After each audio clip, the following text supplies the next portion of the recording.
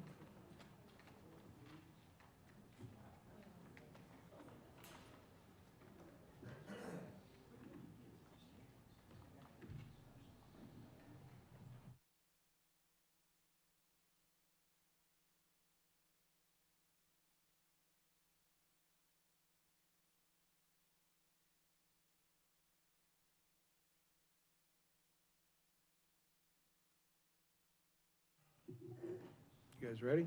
Yep. Matt? Okay. Good evening and welcome to the weekly Lawrence City Commission meeting. Commissioner Larson is here through the airwaves of the phone this evening. So if you hear a voice come from this microphone, you'll know it's Commissioner Larson. Lisa, how are you this evening? I know she's there. There's a 7-second delay. Oh, that's right. Yeah, I'm here. I'm doing fine. Okay, good. Hi, Lisa. Hi. So anyway, the first item on the agenda are generally recognitions and proclamations, of which we have none this evening. So we're on to the consent agenda. And all matters listed on the consent agenda are to be considered under one motion and will be enacted by one motion. There'll be no separate discussion on those items. If discussion is desired, that item will be removed from the consent agenda and will be considered separately. Are there any items on the consent agenda that a member of the commission would like to have removed for separate discussion? 6E and 11. 6E and 11. Mike, I'd like 10 and 15. Okay. Any other items like to have removed for separate consideration? Yes, 2. Item 2. The minutes? Okay. Stuart, you got anything? No, Okay. I'm not sure. Okay, are there any items on the consent agenda that a member of the public would like to have removed for separate consideration? Okay, hearing none.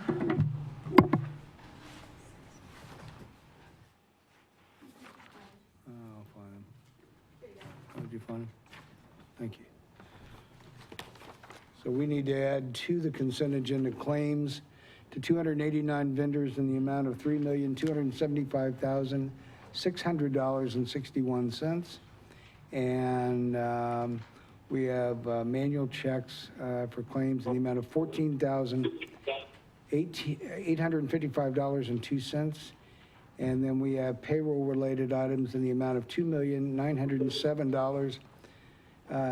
$907,218.47 for a grand total of claims in the amount of $6,197,674.10.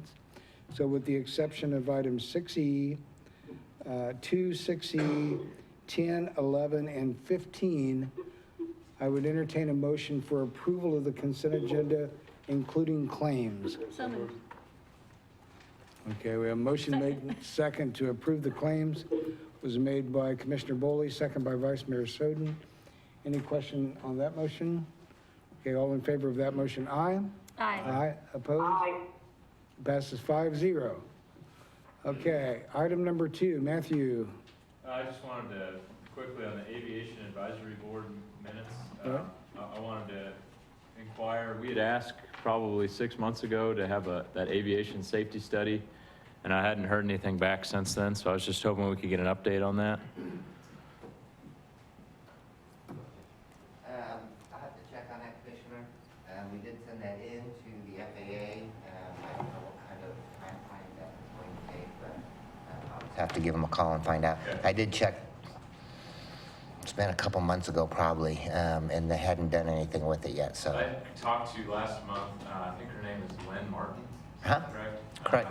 And she had made the comment that they're redoing the way that they do these safety studies, and that because of the way they're redoing it, essentially all requests they had, they just flushed and are starting over fresh. And so we may be in a position where we quite literally have to Start again? formally submit the process again. I'll check with her. And I'll so check just with her kinda tomorrow. wanted to put that on your Yep. plate, sorry, but. Nope, that's fine. We'll check Thanks. with them tomorrow. Okay. Any other questions on the minutes? Any public comment on that item? Okay, I would entertain a motion to approve item number 2, and that is, or to receive the minutes from the various boards and commissions listed. Second. Motion made and second to receive the minutes, made by Commissioner Boley, second by Commissioner Herbert. All in favor of that motion, aye? Aye. Aye. Opposed? That passes 5-0. Item 6E is authorize the city manager to execute a change order with Crossland Contractors for the Clinton Water Plant Treatment Plant Phase 1 improvements. And this is increasing the construction contract by $64,213 and also 14 days. Leslie? Yeah, Chuck. There was only maybe $200 or so difference between the top 3 bids, so I just wanted to give Chuck the discretion to work with who he thinks he'll get the best quality out of. It better be Dave. Dave, sorry, Dave. That would be you. Okay. Can you kind of explain that a little bit more, Commissioner, as far as? Well, when you have, it's good that you go for the exact low bid, but actually Right. the top 4 bids have $300, $400 difference. You know, you got $38.79 versus $41.34. So, Right, on the original bid? yeah. But, at this point in time, this is for a change order to that, not the issuance of the original contract. Okay. So we're already under contract with Crossland Construction, and I realize those bids were probably close at the time of the issuance, but Okay. is that, I don't know, does that answer your question? Yes, it does. Thank Okay. you. Okay, thanks, Dave. Any other questions on that? Okay. Any public comment on that item? Okay, then I would entertain a motion to authorize the city manager to execute the change order with Crossland Heavy Contractors for the Clinton Water Plant. Motion made and second for approval, made by Commissioner Herbert, second by Commissioner Boley. All in favor of that motion, aye? Aye. Aye. Opposed? Passes 5-0. Next item is item number 10. Initiate a text amendment to the Land Development Code regarding public notice procedures. Lisa, was this yours? Yeah, this was mine, Mayor. I just wanted to make sure that this review of the text amendment, was that going to also include looking at how many property owners can have the legal standing for a project to move forward? Is it distance going to be determined, be reviewed on that also? We'll have to, that's property within 1,000 feet. So, Scott? Yeah, we'll look at all those issues.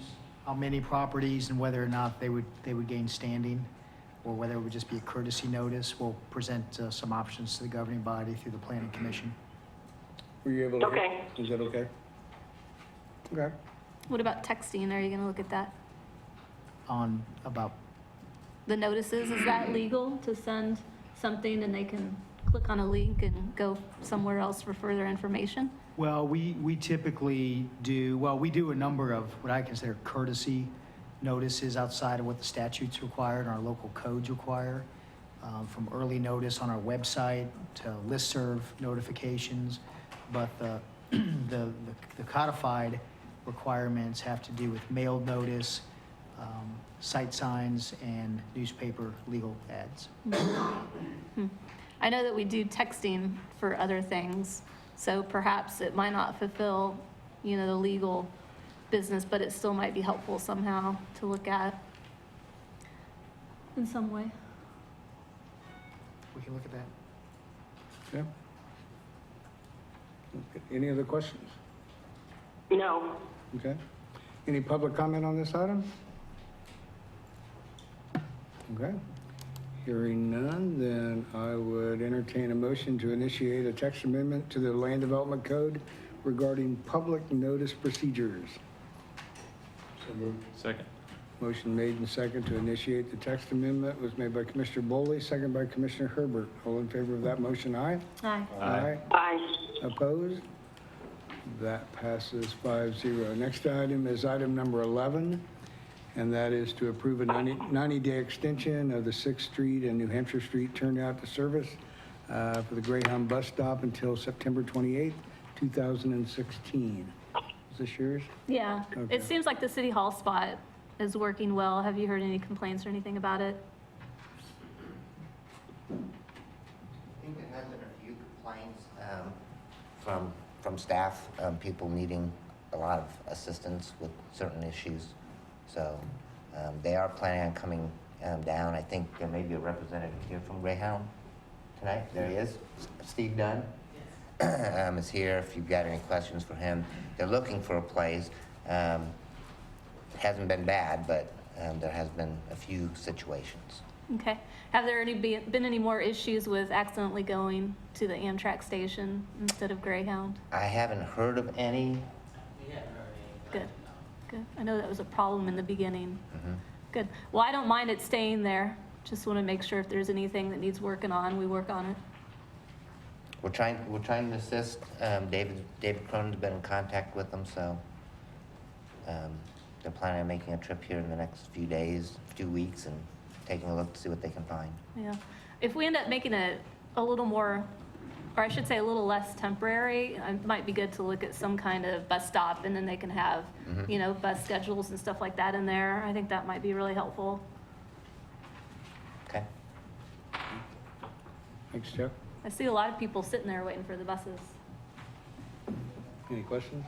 Okay. Any public comment on this item? Okay. Thanks for coming down this evening. Appreciate it. Hearing none, I think it's a good plan to go ahead with the extension, and makes all the sense in the world. We're just having people that are, being asked questions about when the bus is coming. I think that's a pretty easy thing that we can remedy, so it would be helpful. So anyway, if no other questions, I would entertain a motion to approve the 90-day extension of the 6th and New Hampshire turnout to the service for the Greyhound bus stop until September 28th, 2016. So moved. Second.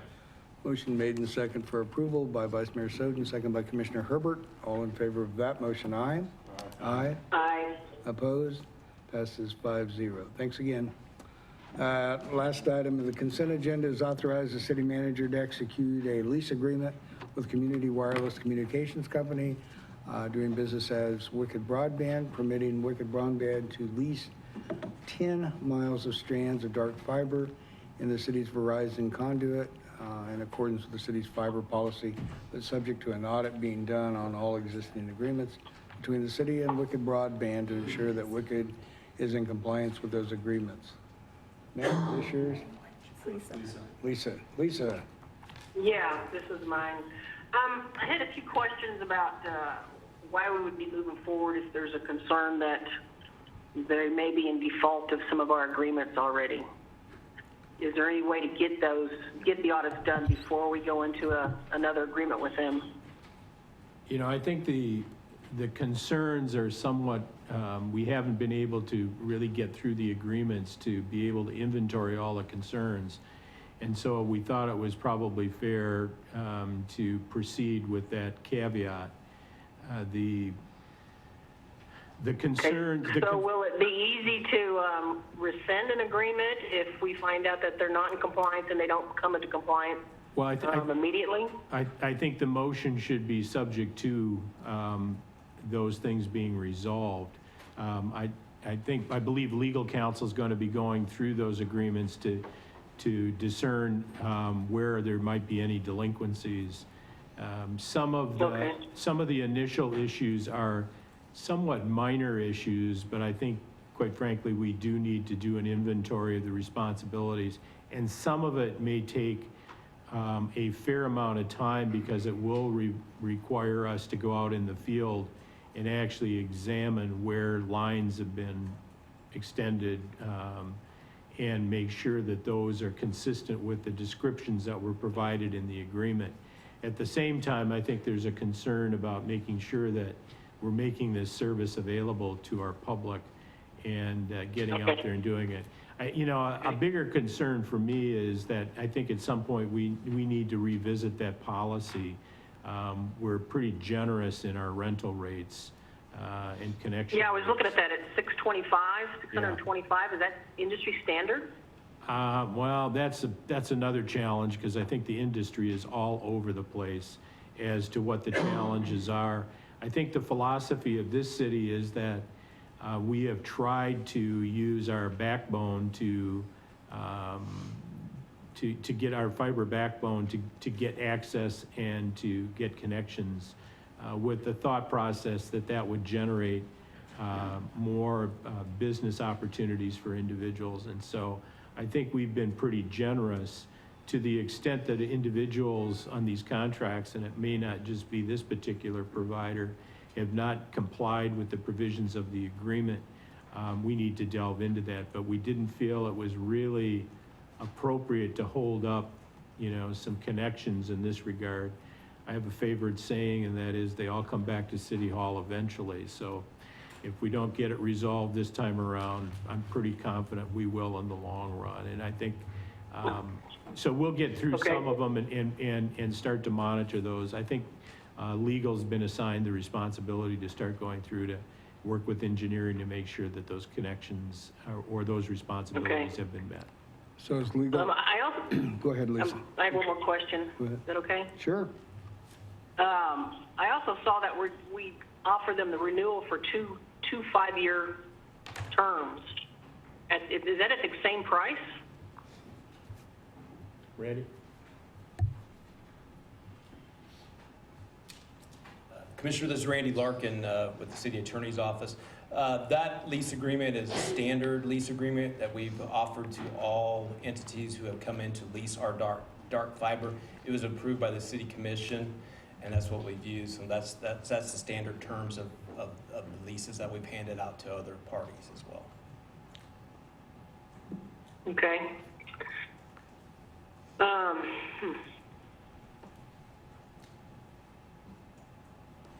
While you're thinking of that, is the language at the end of the action that's been requested, subject to an audit being done on all existing agreements between the city and Wicked to ensure that Wicked Broadband is in compliance with those agreements? It seems like there ought to be something else there.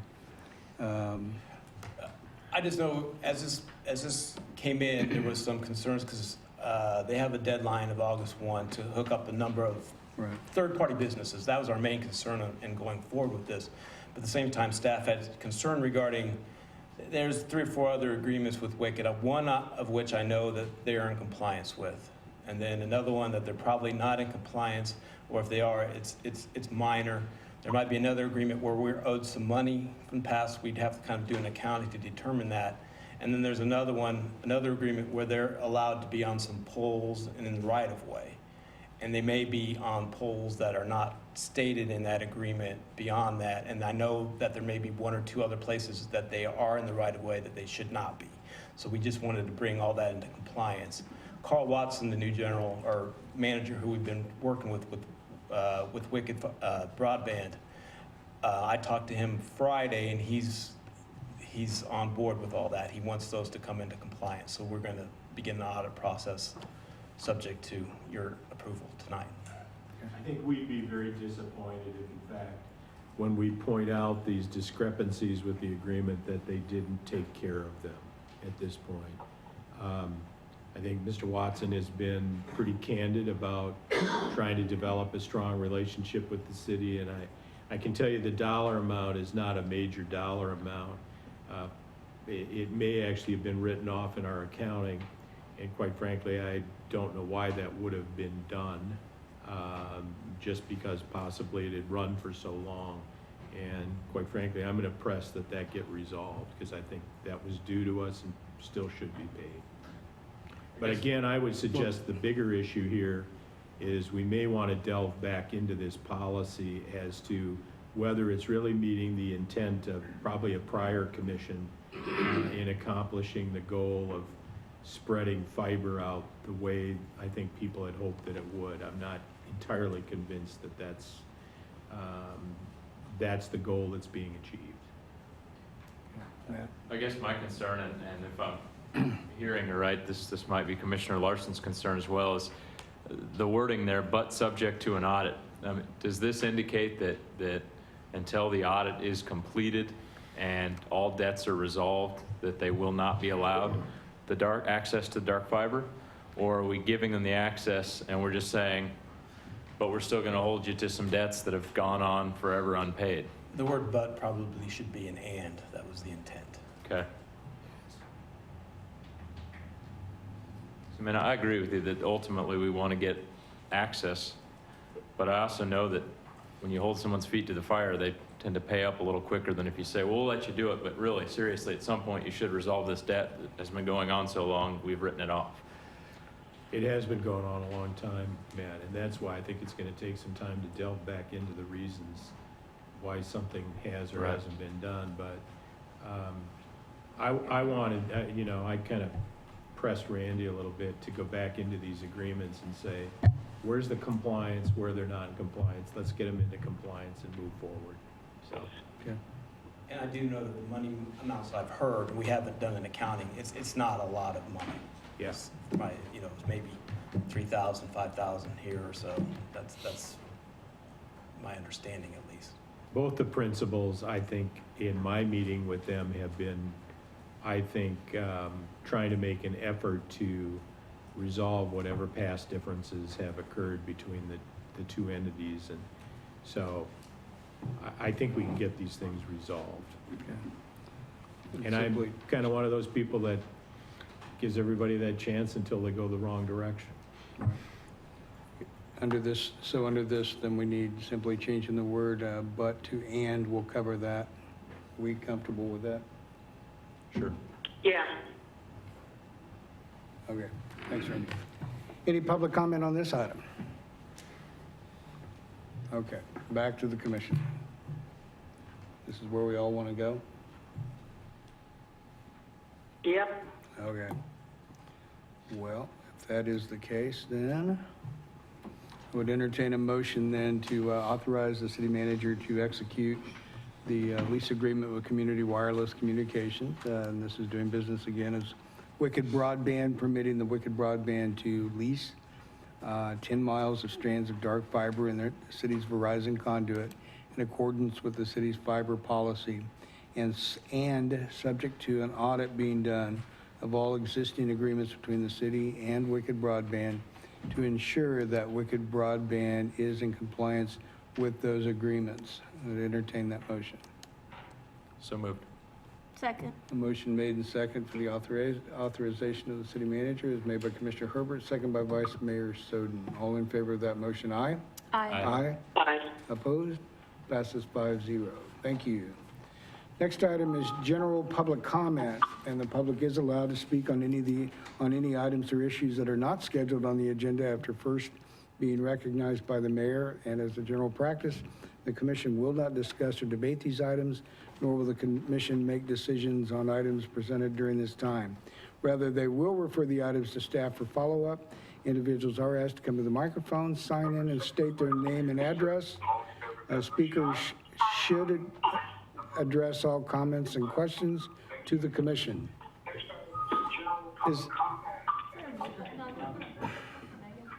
I'm hearing myself come back. Is there any general public comment this evening?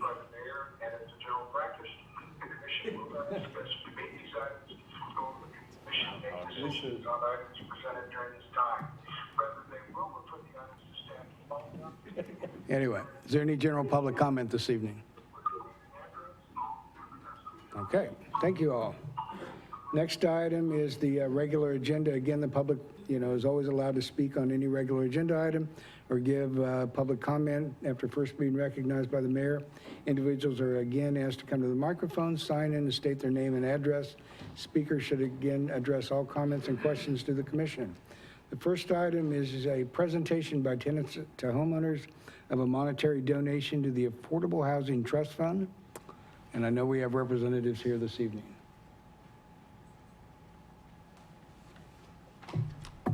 Hi, Rebecca. Good evening, Commissioners. Rebecca Steve. Beeford, Executive Director of Tenants to Homeowners, and we are excited to present, although I don't have one of those cool big checks, but we are excited to present $1,000 to the Affordable Housing Trust Fund, and I'm going to turn the microphone over to Steve Ozark, who was the donor in this case, and to talk a little bit about why he wants to let the public know what an opportunity it may be to donate to this fund. Thank you. My name's Steve Ozark. I'm happy to donate my Kansas, Kentucky tickets for affordable housing.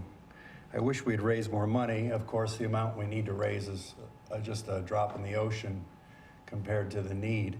And I plan to continue to donate my best tickets away to continue to raise awareness primarily, as well as some funding, but awareness for the need for affordable housing. I feel really encouraged to hear unity amongst the recognition of the need for affordable housing in our community. I don't hear dissension of that. I'm disheartened at the rate that we have planned to fund it. According to the capital improvement plan, I think it's 0.38 of 1% of that budget is going to go towards affordable housing, and the requested amount was approximately 10 times the amount that's been allotted. What's more concerning to me is that's a 5-year plan.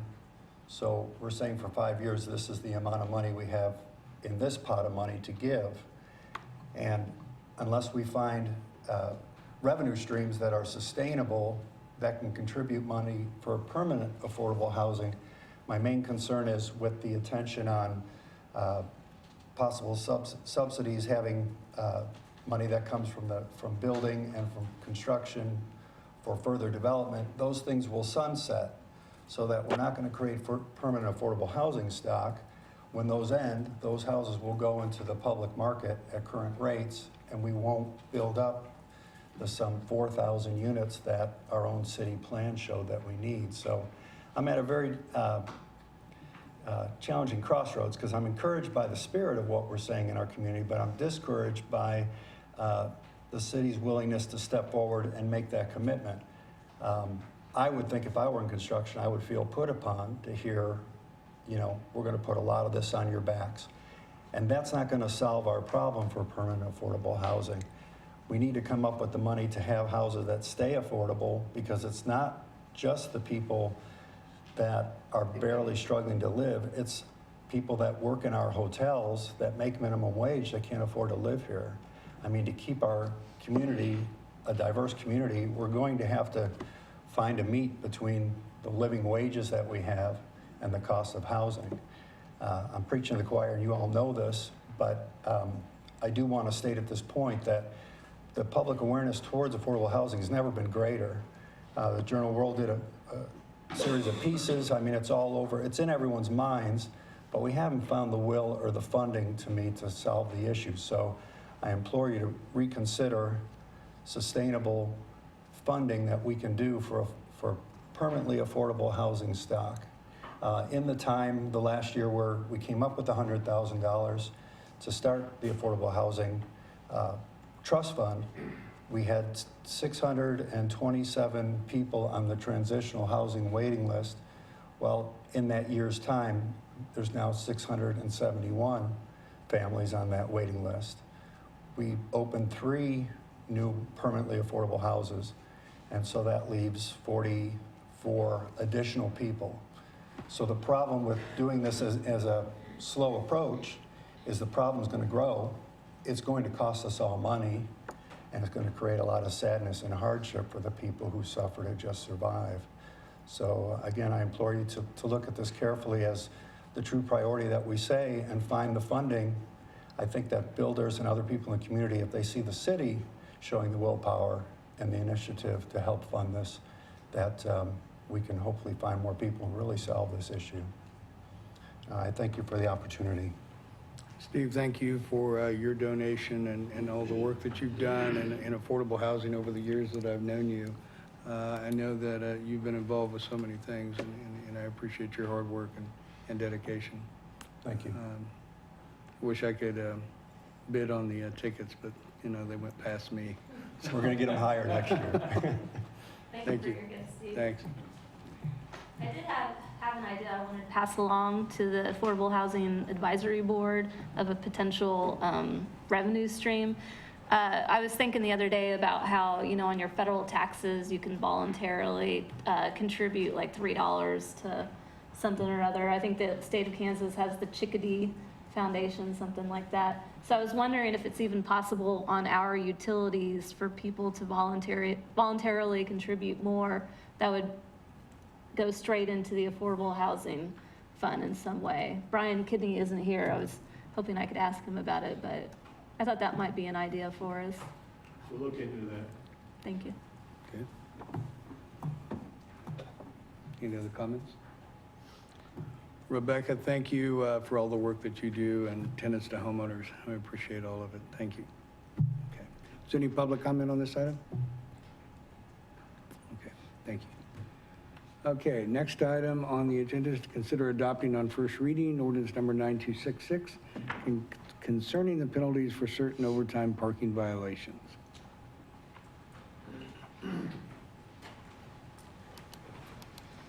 Good evening.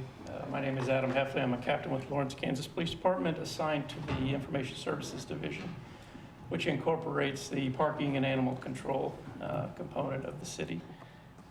What I've submitted prior is a memo in reference to the parking meter fines associated with overtime parking, the expiration of a meter, and the fines associated with that. Since 2009, the meter fine, or the fine for overtime parking, has been $3. Doing some research with comparable cities that we use for comparison and many other subjects, I've found that we are still low in that respect for the fine being $3, which it currently is. Topeka, just down the road, is at a $15 fine for meter violations. Manhattan, Kansas is raising their fine currently. I believe it's next month from $5 to $15. And Boulder, Colorado assesses a $15 fine as part of their parking program. The goal of the exercise is some behavioral modification that develops turnover downtown. I think the fine as a component of revenue generation is secondary to what we want are people to be able to find spots in the downtown area when they come to visit, come downtown to use the restaurants, the services, things of that nature. Frankly, the $3 fine on those, I think, creates a situation where people are just willing to take a gamble. I don't want to feed the meter, I'll just take a chance on whether or not I'll get a citation.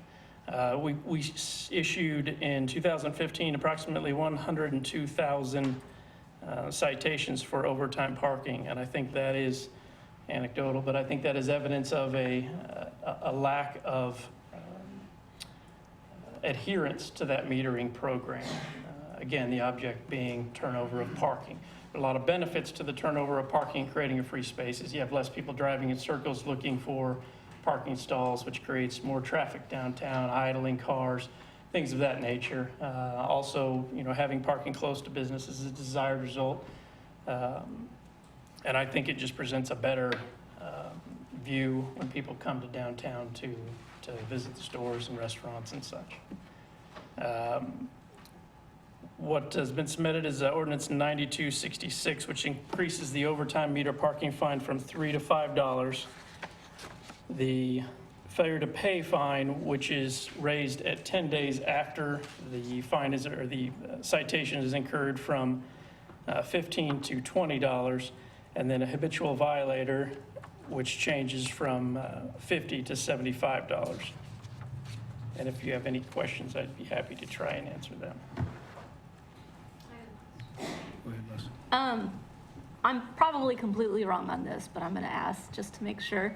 I've been involved with the Criminal Justice Coordinating Council, and a lot of the times we seem to have people in jail that are just on some kind of failure to appear kind of deal. I just want to make sure that when you get the habitual violator of parking downtown, that those people, are they feeding into the failure to appear for jail, do you think? Or is those very different things? I think those, in essence, are different things, but I'd have to defer to the legal counsel to give you the exact dealing on it.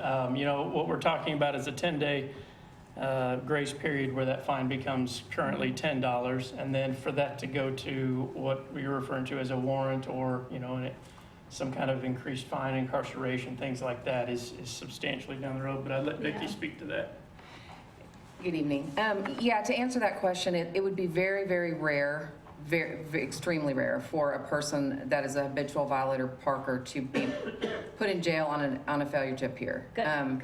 Maybe one that has a very large amount of fines, and it has been a complaint has been filed through the prosecutor's office, and they don't appear in court. They could get a warrant, but like I said, that just rarely happens. Good. Because I support what we're doing here. I just want to make sure that, and I just want to understand better as well my work on the Criminal Justice Coordinating Council. Thank you. Yeah, that's completely understandable. Again, the goal of the exercise is not to go out of our way to punish people, but it's to create an environment downtown where people could come and go and have the opportunity to park there. What we don't want are people who park in a spot and 2 weeks later come back to move their car, which ties up a spot in the block Right. where it's on demand. Yeah, absolutely. Yeah. So the habitual violator, is that 10 and 30 days? Is that Vicki? 6 and 30 6, I days? think. Yeah, it's the sixth ticket. So if you Okay. receive 5 in a 30-day period, then ticket number 6 would be a habitual violator, and then it's a rolling period. So Okay. the first one would need to fall off before. Okay, so any period of 30 days at all? Correct. Yeah. And we do still offer paid parking off of Massachusetts Street for people who do work downtown and frequent downtown a lot. So Okay. we feel like we're giving enough avenues for that to be handled. Yeah, with the HERE project, we're looking at on-street parking, and they're going to put in the credit card machines. So I'm really looking forward to see how that goes in the next year or so, and maybe we can put some of that downtown in some way, and And we were that would be talking really good. $15 tickets on those, weren't we? I don't remember. That wasn't the same as It the... is. But that was just to pay for parking, not just the fee, or not just the fine, but the fee. Yes, and I think in a broader program down the road, we're looking at some technologies that could maybe make this a little more user-friendly for Yeah, parking today. So yeah. Our method's a little quaint, we're working on but it. that's downtown Lawrence, so that's okay. Do you think this change will improve the parking downtown? That is my hope. I'm failed to find some good scientific data to show that, with that percentage increase that we can affect behavior. It's a balance. You don't want to become oppressive with a fine or a penalty in this way as to divert people away from downtown. That's not the desired result. So, we need to try and achieve that perfect level of, I don't want to do that enough that I'll adhere to the meter program or I'll move on, but create parking, that sort of thing. Like, and I appreciate you saying that, because one of the things that you brought up a little bit ago was, Captain Heffley brought up Topeka. Topeka's a good place to go. Understand we all have to go there from time to time. But, I can't help, $15 fine, you get one of those in downtown Topeka, I can tell you I'm ticked off if I get one, okay? And so, but, you know, they don't seem like they have parking problems over there other than, you know, when they're in session. So, you know, that concerns me. I want to make sure that whatever we do does not have, you know, an effect on the shopper that's coming downtown. You know, when we talk about raising the cost of a ticket by a third, I get a little bit concerned about that, as I do on every time that we raise parking. But I understand, you know, from time to time that we need to review these. I understand money is on these as fines, and it's going to go into the general fund, correct? No? Parking fund. No, I see a yes and a no, so. It's only going to go into parking? Parking is an enterprise. It's an enterprise fund, so it's gotta go back. So the fines stay in the parking program? Okay. Not just fees, but the And so, fines. and it can only be used for parking improvements, correct? Downtown. Downtown Municipal court. and municipal court? Well, one of the things that I hear a lot about is that the signage for parking that's on the meters, or the lack thereof, or that little card that's in there, that you have to have very good eyes to be able to, people to be able to see that, and you know, what the fine's gonna be, or what the, you know, the hours of operation are. I think that we need to work on that. To be very honest with you, I'm not real excited about, you know, raising tickets, but that's just me and me in the past. But I do think that that's something that's important, that we've got to be fair with, you know, the public that's coming downtown, that they got to know when they're required to pay and what those costs are, because I think it's a little bit unfair. Give somebody a ticket, you know, if they don't know the times. But it's probably also a little bit unfair if they're putting money in and around the hours of operation when they don't have to. So I think that we need to look at that also. Yeah, I was thinking, Megan's here, that, you know, downtown Lawrence and maybe the CVB and Explore Lawrence, perhaps they can add little blurbs in their marketing materials that, like in the About Us columns, you know, just the parking fees and the times that you have to pay and stuff like that, just to help promote that. They might already have that in there, as far as I know. Yeah. And this might be a solution, or a case where a low-tech solution is just as good, you know, a little bit more signage, look at some different signage, things like that. I've also heard that same comment recently, and I don't necessarily disagree with it. We want to be clear on what we're doing. I don't want this to be seen as a game or a sneaky way to do something like that. I don't much care for that. So I would like to be upfront with that, and we can look at, you know, some direction, can look at some new signage, additional signage, whatever that may be. Hopefully, if we get to a point where we have some different technology and things like that, that we can make it much more simple. So we are sensitive to that, so. Okay. Yeah, like when I was in DC, you know, you pushed out a notification and said your meter is gonna be up in 5 minutes. You know, it's really helpful for people. There are some really impressive options out there. Everything comes with a cost, and I'm with you. I think that's a neat technology. There are some people that are very opposed to things like that. So again, it's just like defining. Yeah. We need to find a balance, see if we can cover as Sure. many people we can with an upfront kind of solution that everybody can understand. It'd be nice if we could give folks a link where they could go out and read about what the hours are instead of having to rely on that little thing that's And that's something that we could speak about, and maybe we could be a little more cooperative in getting something like that out.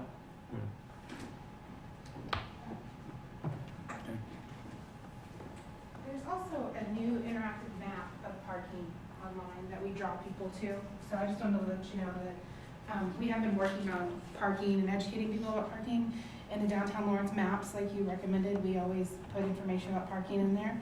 And the interactive map online allows people to see the parking garages and how to access them and hours and things like that too.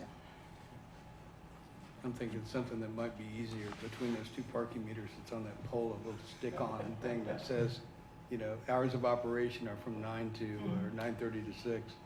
And, you know, whatever it is, it's just bigger than what's inside that little piece of glass that's in that meter. So anyway, but whatever, you know, understand.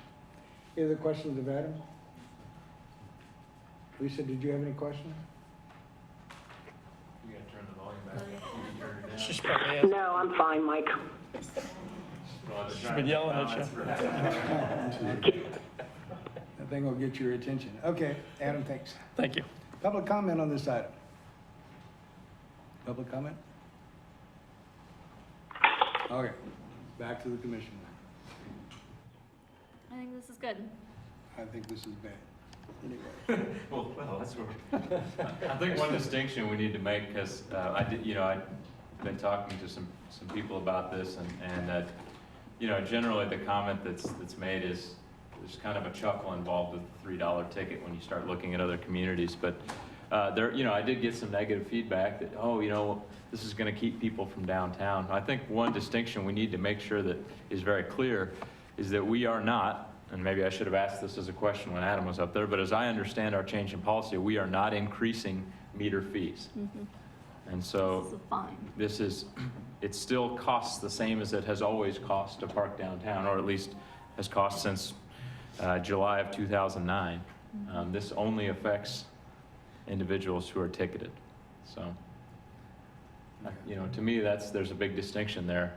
And to me, I don't think it's, I think it's a little bit disingenuous to say that we're making it more expensive for people to be downtown, because that's just not accurate. No, and Commissioner, I want you to know I'm not saying that at all. All I'm saying is that if it runs off, multiple people through time for whatever reason, I really have become concerned about that, as I know that you all do too also. And so, anyway, that's the deal.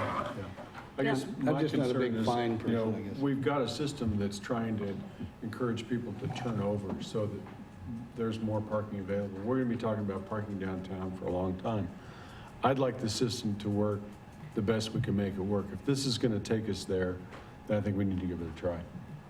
Okay. Anybody else? Lisa. Lisa, you have anything?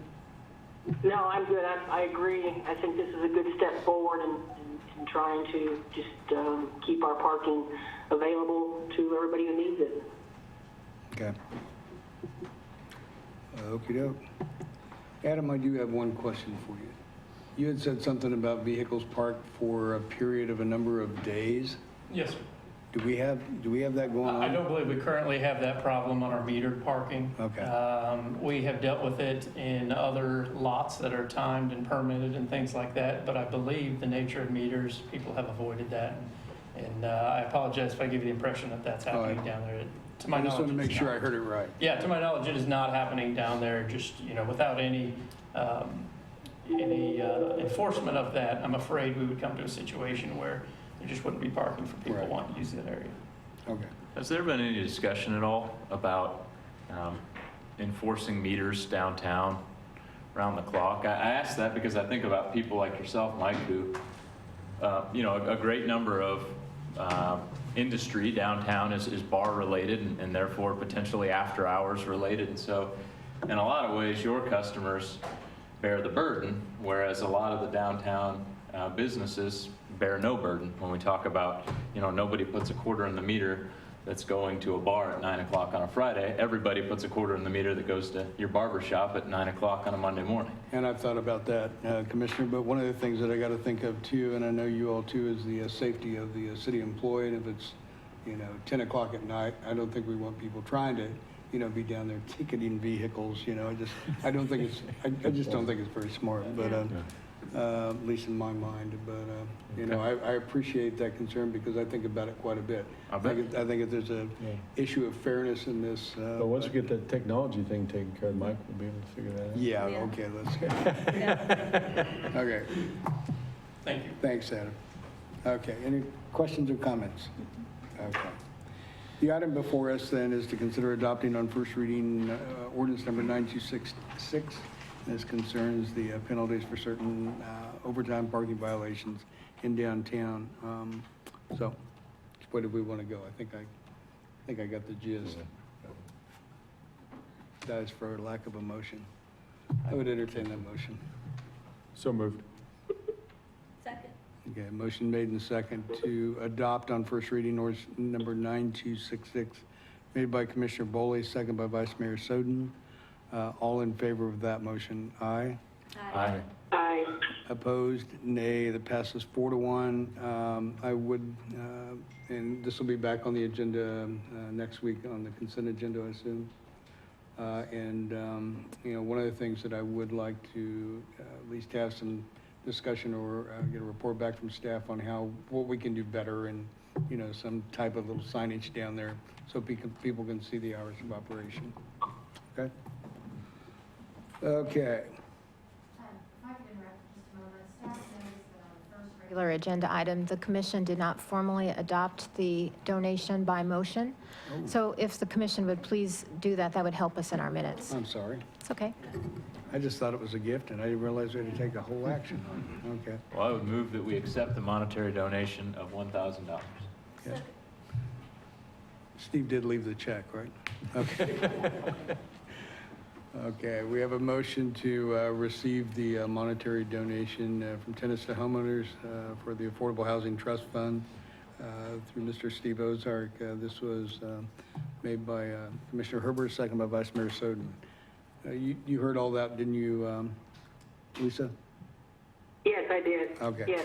Okay, I would entertain, that is the motion. All in favor of that motion, aye? Aye. Aye, opposed? It passes 5-0. Thanks, Tony. Okay. Next item is to receive reconsideration request from Robert Shum for economic development assistance to support a mixed-use development to be located at 815 Vermont Street. Good evening, Mayor and Commissioners. Britt Krumkino, City Economic Development Coordinator. As you recall, you first heard this request in early June. This is a request for economic development assistance. At that point, it was for a mixed percentage NRA, starting at 85% for the first 5 years and going to 50% for the next 5, and also an industrial revenue bond for sales tax exemption on construction materials.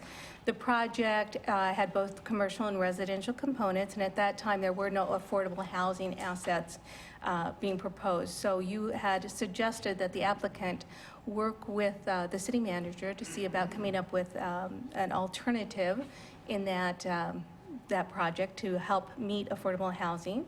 And so the request before you is a reconsideration based upon that.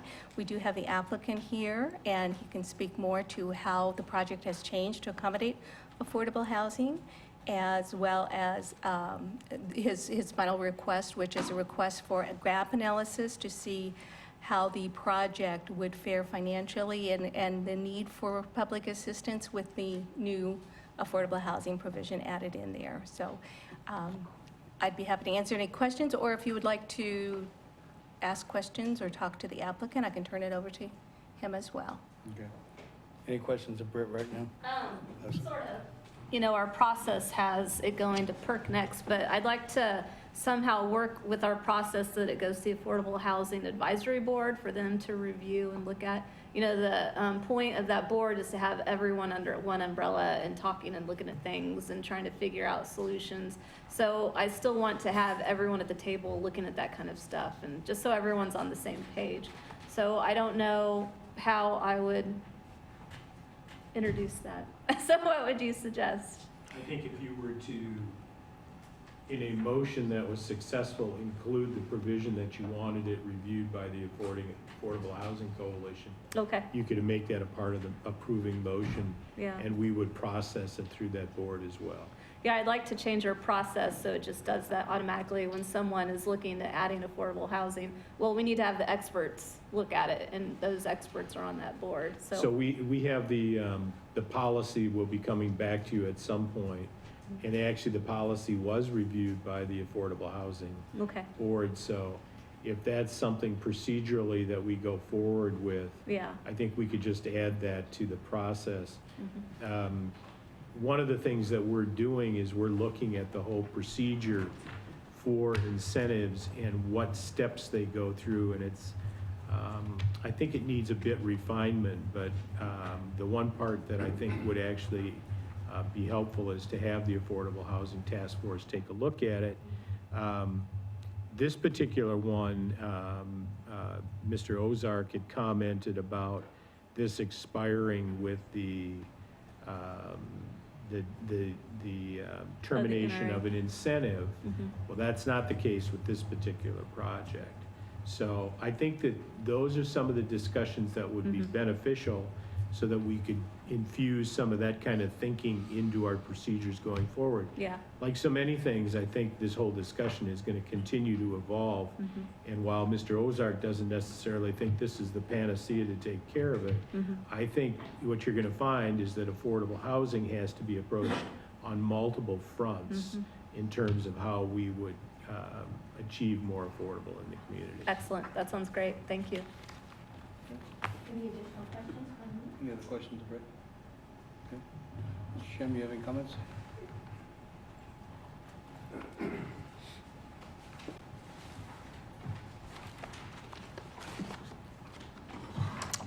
Good evening, Mayor, City Commissioners.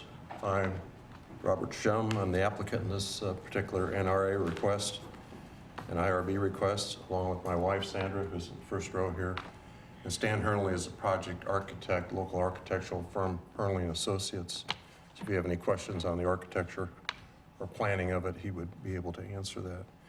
So we met here in early June sometime, or mid-June, and from that discussion, I had a takeaway of 2 points that I think I heard that night. And the first one was that I needed to strongly define public good in this project. And the second point is that I needed to come up with a plan to secure a location, a residency in that project itself. I previously offered to buy a duplex and donate or contribute one side of the duplex to affordable housing, but that wasn't acceptable.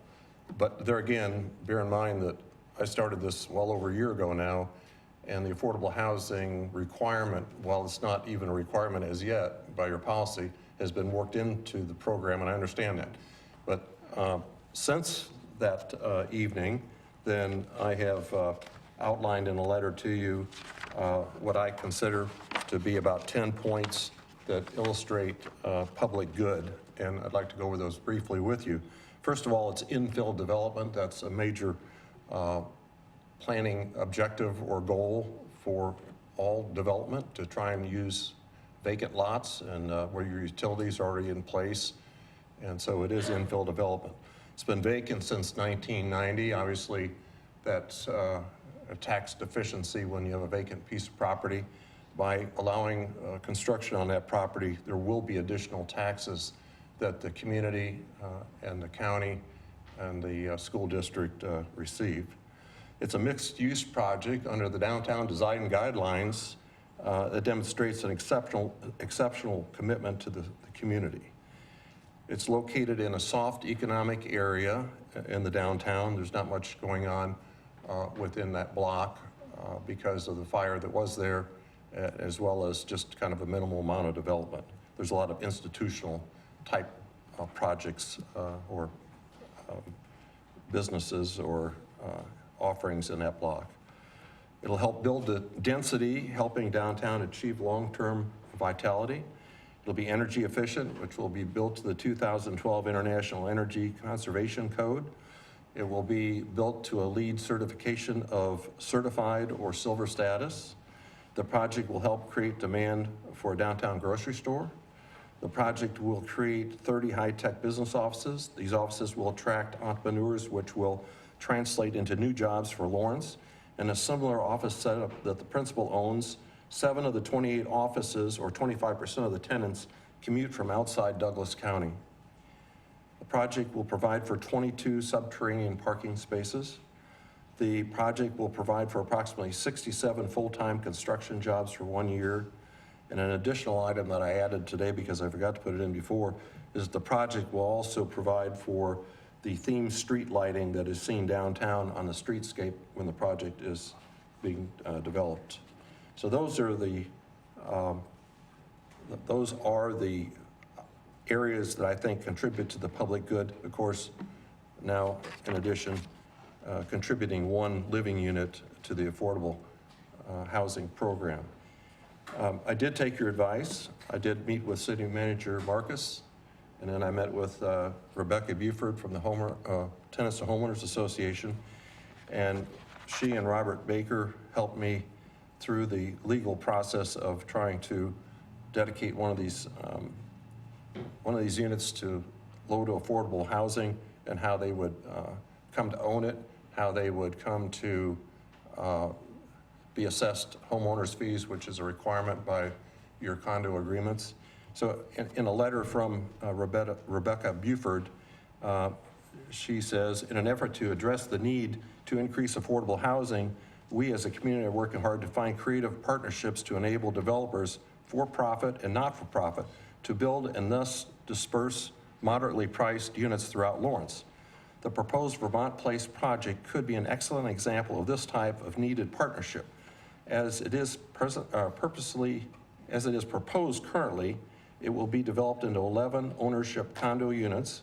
We would consider it creating affordable housing if one of these units could be offered at an affordable price, which would be defined as a price that is affordable for approximately household size making 70% of the median family income, allowing mortgage, interest, taxes, insurance, lease fees, and homeowners association fees to be no greater than 30% of the monthly gross of that salaried income person. And then skipping down through the letter, she gives an example of how this could work and the trust that would be set up to ensure its long-term survivability. We applaud this project for being one of the first to show how affordable housing can be implemented into a development for the benefit of all. And we encourage the City Commission to support projects like these that agree to a mixed income development. Now, I think the point that the city manager was trying to make just a minute ago relative to the point that Mr. Ozark made just a few minutes ago is that by selling this project, selling this unit into the project, this will remain affordable in perpetuity. So it's not going to go away in any year that is out there unless the trust goes away. I don't see the trust going away. So I think this is a lot different. This is even a stronger commitment than me saying, okay, for 10 years, if I get a 10-year tax abatement, I'll reduce the rent on it, but then in the 11th year, you're out of here and the rents are going up. This will stay through the homeowners, the tenants to homeowners mechanism, the affordable trust, at an affordable level into the future. So I think that is the statement that I make in my letter that says that, on my letter, that this is a strong commitment on my part in that there will always be a low to moderate housing unit available in the Vermont Place project. I hereby commit to dedicating one unit as a low to moderate housing unit. So those are the two things I took away from the meeting the other night, was the demonstration of the public good and then the dedication of one unit as an affordable housing unit in the project. I would ask that you allow my request to go forward to have a staff analysis performed on it to see what the gap would be in terms of the financing, and that it be referred to the Public Incentives Review Board. And Commissioner Soden, per your request, I wouldn't mind going to that board to have them review it, but I don't see that there's anything more you can do with this other than what I've already offered, because it's a unit in perpetuity. So whatever is requested, I'll do, but it seems like that's as good as it can get. So Ms. Buford is here tonight, so if you have any questions on the technicalities of how this mechanism could work and how it's put into play, it's actually far more simple than I thought it would be, in that the Housing Trust would take over for the resale. The authority would have the opportunity to maintain the direction of the sale of that unit, and that it would never sell or appreciate more than 25% for the life of the person who's in the location. When they sell it, they receive only 25% of the market value increase, thereby it always remains affordable. So I'm sure she could explain it a lot better than I can if you have any questions. So if you have any questions for me, I'd be happy to answer them right now. We didn't receive a new blueprint. I don't know, there might not be one drawn up yet. It was kind of short notice, but in your letter, you said that the affordable housing unit is going to be 550 to 600 square feet.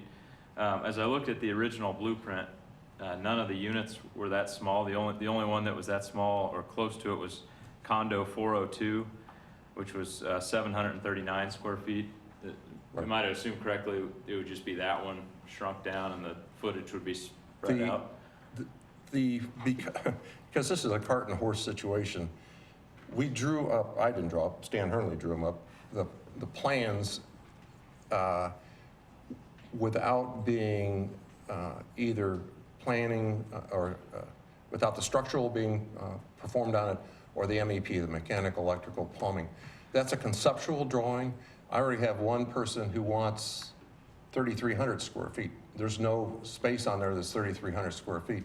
So there may be, if I get lucky, there may only be 5 units in that place. I don't know. But your total square footage will remain the same, just the number of units might shift? Yeah, and I don't even know the sweet spot on these units. I don't know if there's going to be a bunch of people that say, hey, we want 1-bedroom apartments or 1-bedroom condos, or there might be people say we want like 2-bedroom with large amounts of extra space. So until I get a project, I didn't want to spend a lot of time on it. I didn't want to spend any more money on the architectural drawings and finalizing the project because it may not, I might just be throwing my money away. So until I get a project, I won't have a firm set of blueprints. And then because the bank requires that I sell as a signed contract, not cash in hand, but signed contract, 70% of those, then I'll start to know what people are looking for as soon as I say, look, we have a project now, we're gonna start selling them. So those blueprints could change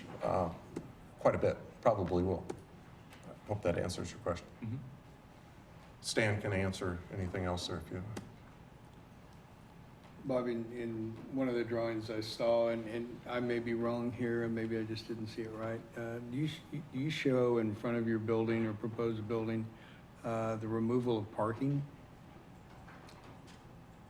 Well, I have a very creative architect, and he has shown a crosswalk there in front of the building to the parking lot across the street. Probably at some point, you'll need a crosswalk across there because of the size of the parking lot. And if we put in all that type of activity that we're gonna have in our building, for safety's sake, somewhere along the line, I would think the city would want to consider that. He just happened to locate it right in front of my building. Okay. Well, which was okay with me, yeah, I guess I would hate to see us give up any parking. Well, and I agree, it's, Okay.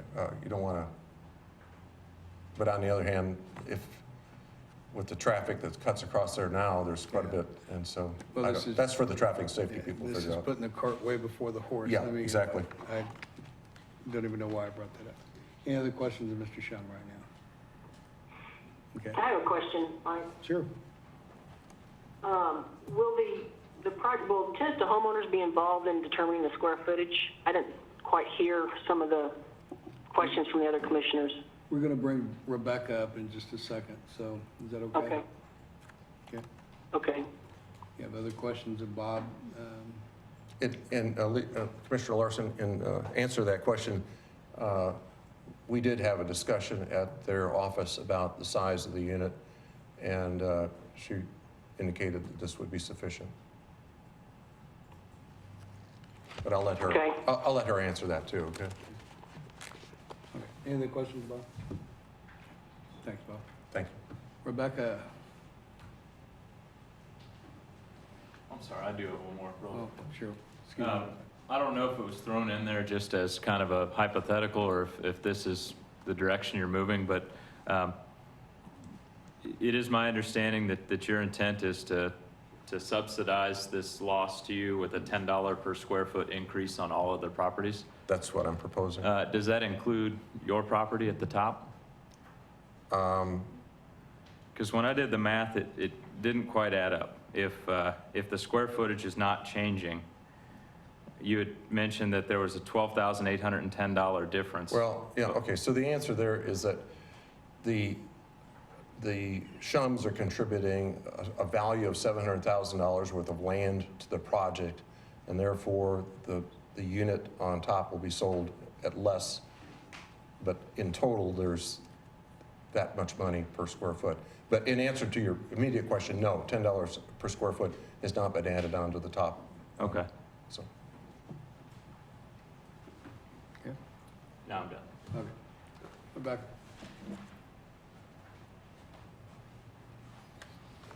Thank you. Commissioners, just like City Manager Markus mentioned, I think this is in process.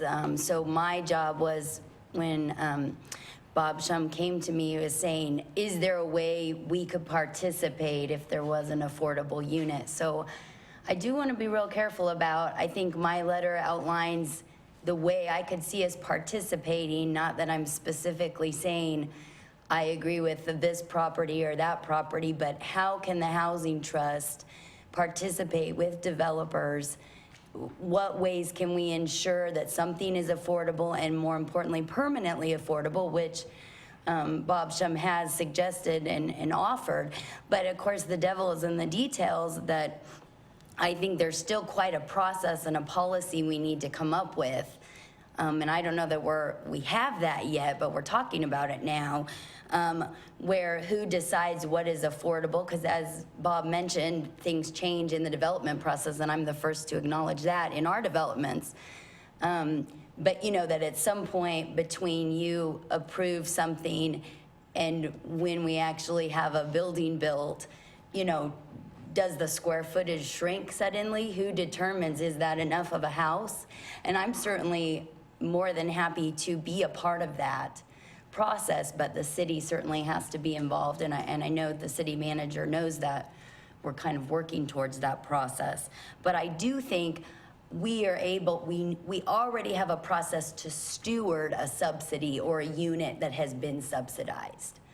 So if you guys all determine that this is what affordability needs to be, and Bob builds a building and that unit is gonna be affordable at this price, that we can find a buyer that needs that price range, and as they buy it, we put deed restrictions, covenants, or take ownership of the land underneath.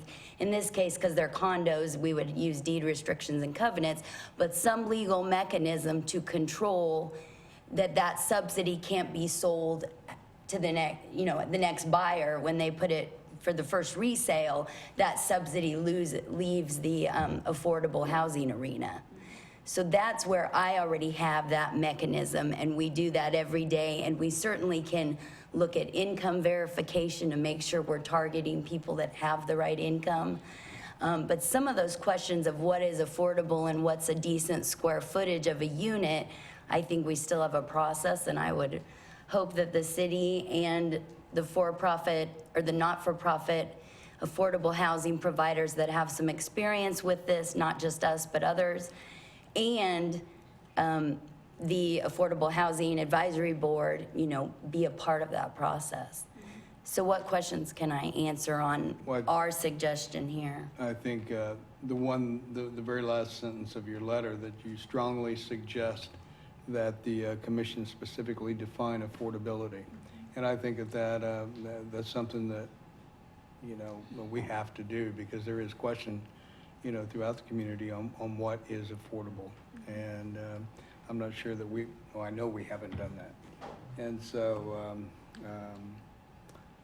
I know that that's got to be a part of this discussion somewhere along the line. And I would assume that it's the task force that probably would, be one place where that discussion could begin and probably should begin, because that group is the professionals that deal with this stuff all the time. And I do think there's a difference between affordability for ownership, like these condo units, which would be bought, versus affordability for rental. So we've got to make those distinctions too. Right. As we talk about as Steve Ozark talks about the 672 individuals on a transitional housing list, would a purchased condo affect those 672 people? No, that's not the same target market. But we have just as many people who are workforce housing that cannot own, that most of us would say should absolutely be able to work and own in Lawrence, and would create sustainability. So although I support Justice Matters' mission on serving the hardest to serve, Tenants to Homeowners for many years has also talked about workforce housing and how important it is to have that whole spectrum of affordable housing. So no project is going to create that for that whole spectrum, right? We need to kind of pick and choose who we're serving, but there's a lot of people who would love to be able to buy something downtown under 100,000, and that's very affordable compared to what's out there on the market. Yeah, that's why I think it's really important it goes to the Affordable Housing Advisory Board, because they are working on those difficult questions. And, you know, before, I think maybe things were more theoretical, and now we're actually looking at a real-life example of what could be. So I'm very excited about the potential of it. And I think the other caution, or in those last few sentences that I said, we need to define that, and we really need to be careful to define we're not using the top maximums, because most people aren't at even 80% median income, right? We really need to set the targets a bit lower so that we can serve, you know, the averages are maybe those maximums, but we really need to serve a range. So if we say, Bob, you're going to get incentives for this, we'd really like someone to be able to afford it that's between 60 and 80% median income. So let's set the target price at someone who makes 65 or 70%, right? So then someone who makes a little more could still afford it, but we're not setting it at 80%, the maximums, and then we really don't have anyone who is eligible for that. And so really making sure we really are subsidizing truly affordable housing, and that over time those prices go up. Even though we restrict the resale, there's still a 25% increase. So again, you don't want to set those at the maximums for anyone to see those as affordable. We want to be able to allow some growth and allow those folks to make a little bit of equity in their ownership purchase. And then rentals, I think, need to be much lower targeted. Sure. I wondered if you could talk very briefly about, you know, you have your whole program that guides into tenants to homeowners, and then you support those homeowners after the sale even. So I'm wondering if you could talk a little bit about that, because you guys do a lot of supportive housing. And that's why I hate for developers to reinvent the wheel, but rather partner with us. If they really are selling a house for an affordable price, let's put it in trust where the home buyer gets post-purchase services, advocacy from the on taxes. Again, the county has generously agreed to consider that lower resale price when they look at appraisal values and tax proration. So there's a lot of benefits to keep those units affordable over time. And if someone loses their job and life happens and they're heading towards foreclosure, our organization is going to buy them out or find a buyer to buy them out so that we don't lose that in our affordable housing stock. So there's some safety net, if you will, for the community, that we're not putting this subsidy in, paying incentives to somebody to subsidize this, but then suddenly it's lost to affordable housing stock. Yeah.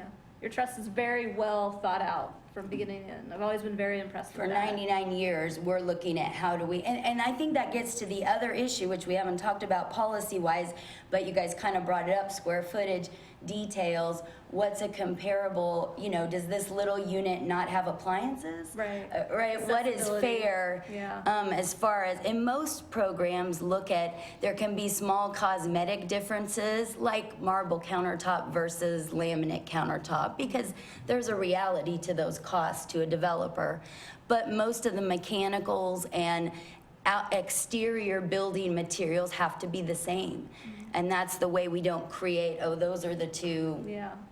low-income ones. units, right? So that stigma, and that's the benefit of this kind of policy, if the commission supports this kind of incentive, is because we get affordable units amongst other units. And we diversify that. So I think there's real benefits to that, but we have to think policy-wise about how we do that fairly, and so it's not, it's something that blends and looks good. And I know Hernley would do a good job of that. He's worked on several of our projects, so I know he has an awareness of that.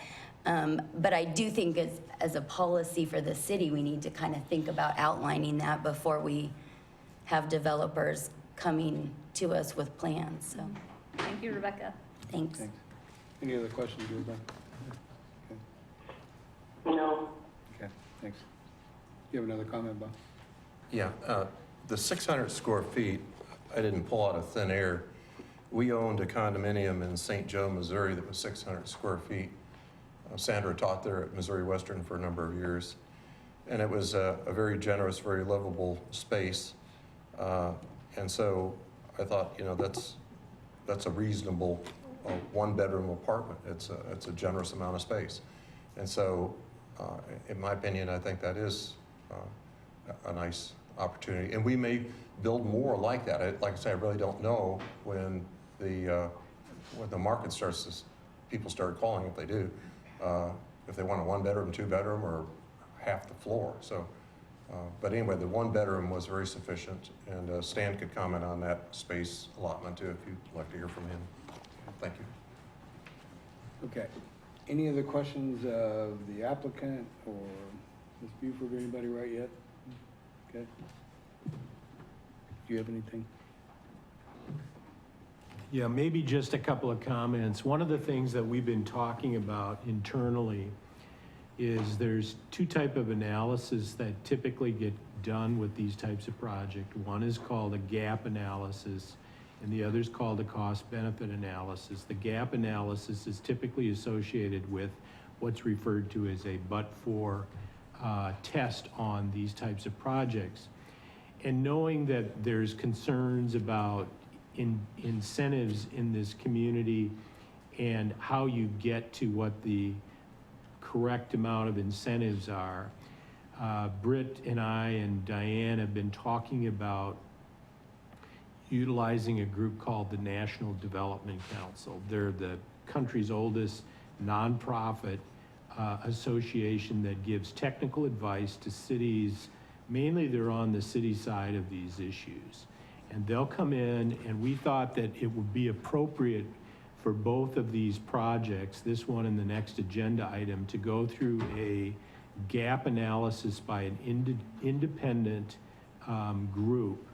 And I think you'll be pleased with the type of information that they can produce for you and show you how they get to their numbers. And I think everything I hear in this community, I think it kind of leans towards us kind of educating ourselves and the public about how you get to the correct number. So what I'd like to do is come back to you with an agreement with NDC, very likely, to do a couple trial runs on these gap analysis for these two particular projects. What I'd ask of the developers is that they reimburse us for our cost in the gap analysis, and we would have agreements with them to cover those costs. But I think it'll add credibility to this whole process of you looking at these particular projects. And I can tell you, they stood the test of time in my previous employment when they were really grilled with questions about, well, how did you come up with these numbers to determine the amount? So the recommendation this evening is to refer it for further analysis and through the process, which includes PERC, and I think if you added the housing board to that at the same time, I don't think that would be too much of a stray of a direction from the commission. And I think that going through that process and having that kind of analysis would be beneficial, and it may not, you know, the number may not be 85%. The number may be some different kind of structure that's there.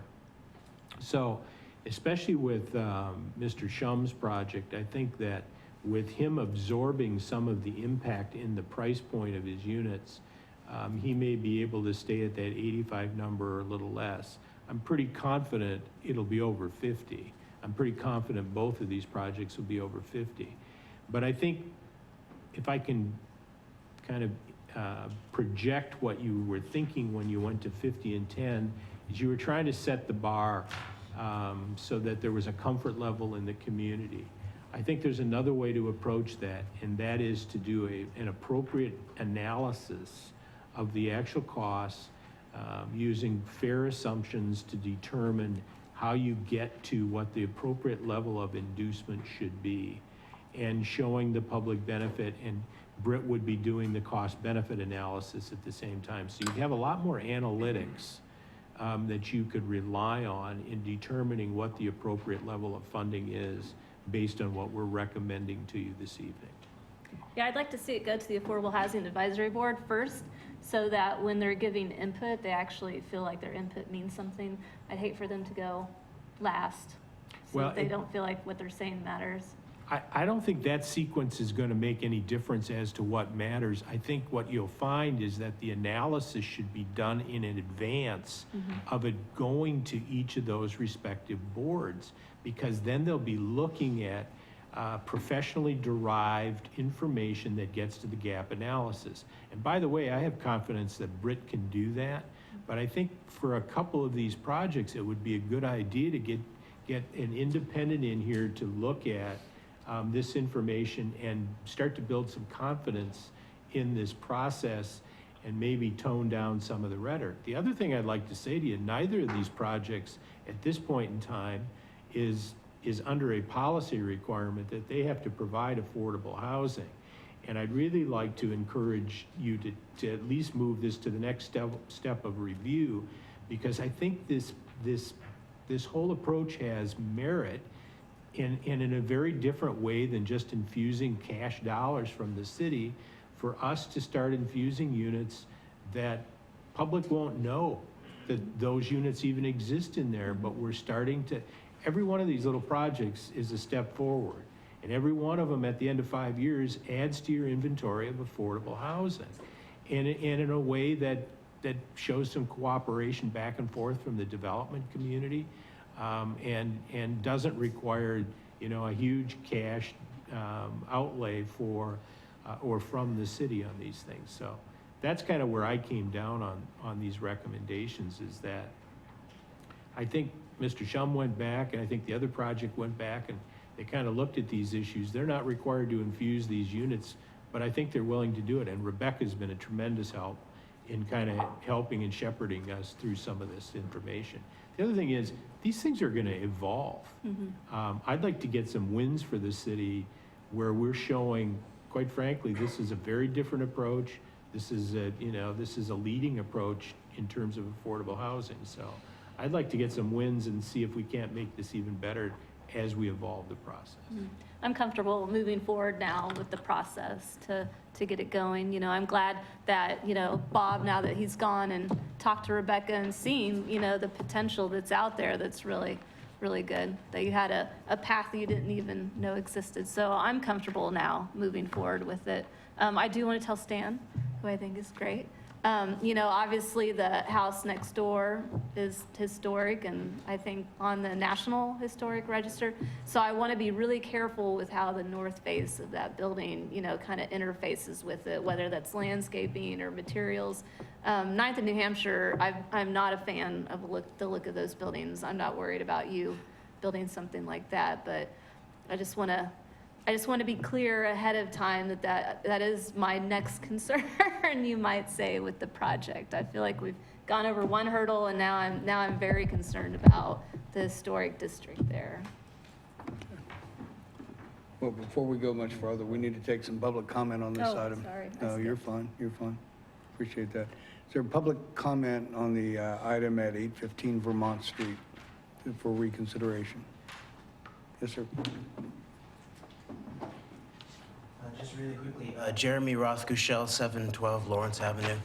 I think the conversation that's been created around this project is very positive, and for the city to start working towards an even idea of how to do development that benefits the entire town, all different parties that would be involved. This is not a short-term idea that I want to present, but I do want the city to think about moving towards a tax structure that would eliminate a lot of this unsurety. And where it's sort of like there's vague numbers and we don't know where, they're just sort of subjective numbers that we come to. And because that type of situation ends up in benefiting the politically and economically tied in and connected. So what this idea I'd like to bring to your attention is called the land value tax, or the single tax. Henry George, who was one of the most important economic thinkers in this country in the 1800s, made it popular in this country. It's a very progressive tax, but it's also known across the board by economists as being positive in relationship to market efficiencies. And you basically split out, people being not penalized for creating value on their property of their own accord from the land value that's increases per what the society and the town has constructed around it. It does eliminate some of the private or corporate capture of the value that the town and the society has created, but on the other hand, because it disciplines developers to get their value out of their own creative and efficient visions, which will end up making them think about creating closed loop, ecologically and energy efficient developments. So I'd like for the City Commission to look at that going forward. It'd be a big transition, but I think it would benefit all parties in a massive way going forward and would, over the long term, really stimulate our economy in a deep way. The land value tax. Look at it, please. Thank you. Thanks, Jeremy. Thanks, Jeremy. You're welcome. As we look at the land value tax, one of the things I think that we need to take into consideration, this is probably for legal, because I think it was under constitutional amendment that the counties were required or are required to reassess or revalue properties on an annual basis on January 1st of every year. So as we look at what Jeremy brings forward, I think that we need to take into consideration, that amendment that was brought forward back in 1980s or sometime, that I know that was a big item in the state. Right, as we begin to look into that, we will keep that in mind. Okay, thank you. Other public comment on this item? Okay, back to the commission. Well, I think it's important on any project that comes forward, unless we just see, inherent flaws in, what the plan is.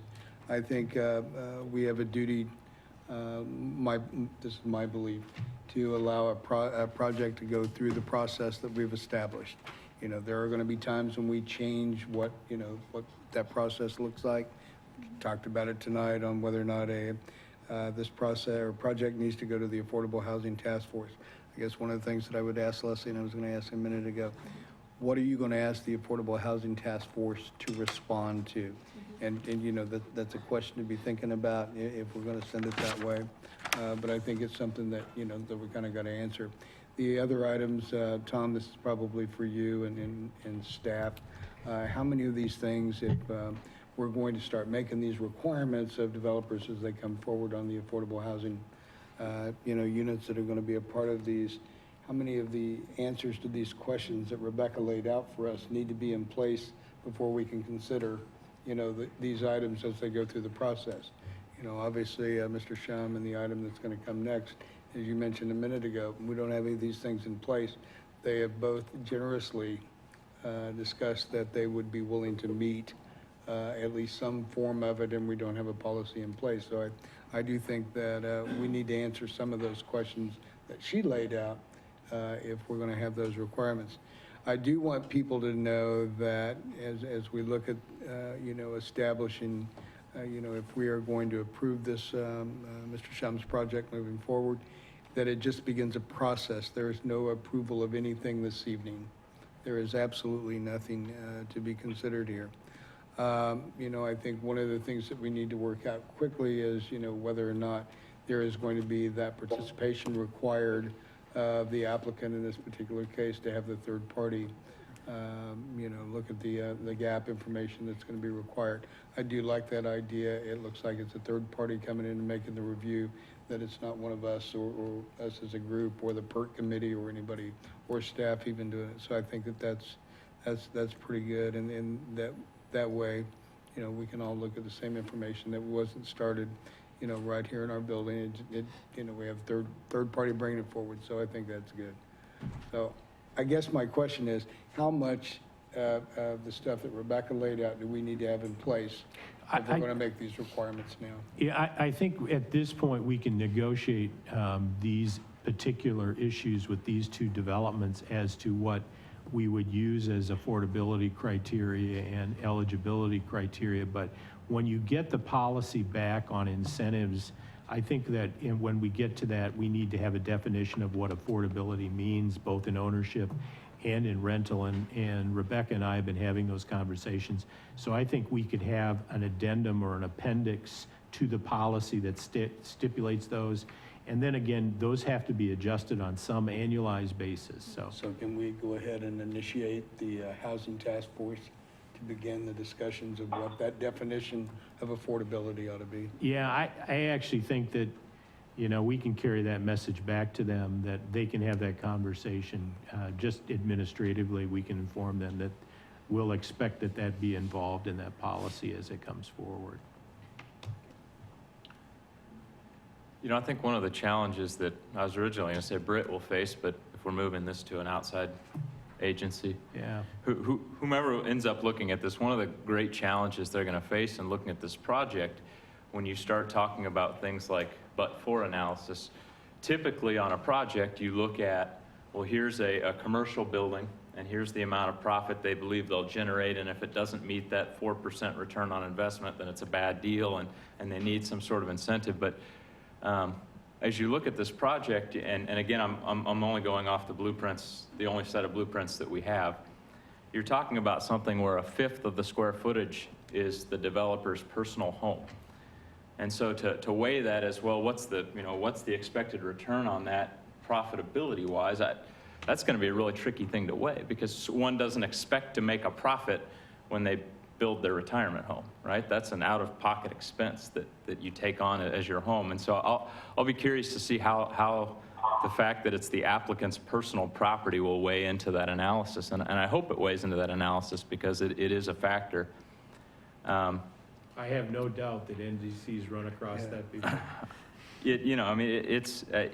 And this morning I was sitting down and I was trying to do the math on it, and it wasn't adding up. That it talked about a $125,000 hit that their LLC was going to take by doing this, that was going to be offset by $10 a square foot. And every time I did the math on it, it came to an additional $160,845 in revenue. And it wasn't until I figured that he had pulled his own property out of that and hadn't applied the $10 a square foot to that I got to the same math that he did. Mike, to your point that, we need to move everything forward with the process, I have a great deal of respect for Commissioner Shum and the service he provided to this city. And as he goes forth in this, it's going to cost him money. He's going to have to, pay for this outside analysis. And I'll be really honest with you. When I look at a project that provides 1 bedroom of affordable housing, let's not lose sight of that. That's 1 bedroom. When we talk about an 85% incentive, we're looking for something that's going to move the needle. You talk about the deal with the Menards warehouse. We talked about something that was bringing over 100 jobs that were paying a living wage. That moves the needle. To me, 1 bedroom of affordable housing, and I'm truly appreciative that he took that feedback and came back with it. But 1 bedroom is not going to move the needle. And out of respect to him, I'm not going to support it tonight, because I don't want to see him spend money on something that I don't see me voting for. Okay.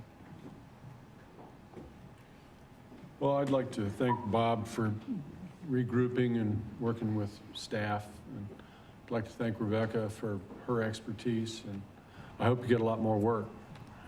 We'd like to see you more involved. I'd also like to thank Tom for his consideration of this. I think that there are 3 significant areas of concern in our community about incentives. First one is the process that we go through to evaluate them. And I think that you're going to the NDC is a really valuable step. And hopefully that will help the community understand together how the economic impact of this project will work. I think another area of concern is the cost to the community of the incentives. And there's a lot of different opinions on how to compute that. And I think, again, the NDC may help us figure out what the cost to the community of the incentives is. And the third area of concern is public benefit. There's wide agreement in our community about incentives for jobs, as Commissioner Herbert pointed out with the Menards deal. There are a couple areas that aren't widely perceived as providing public benefit that I think we need to talk about some more. And one of those is infill development.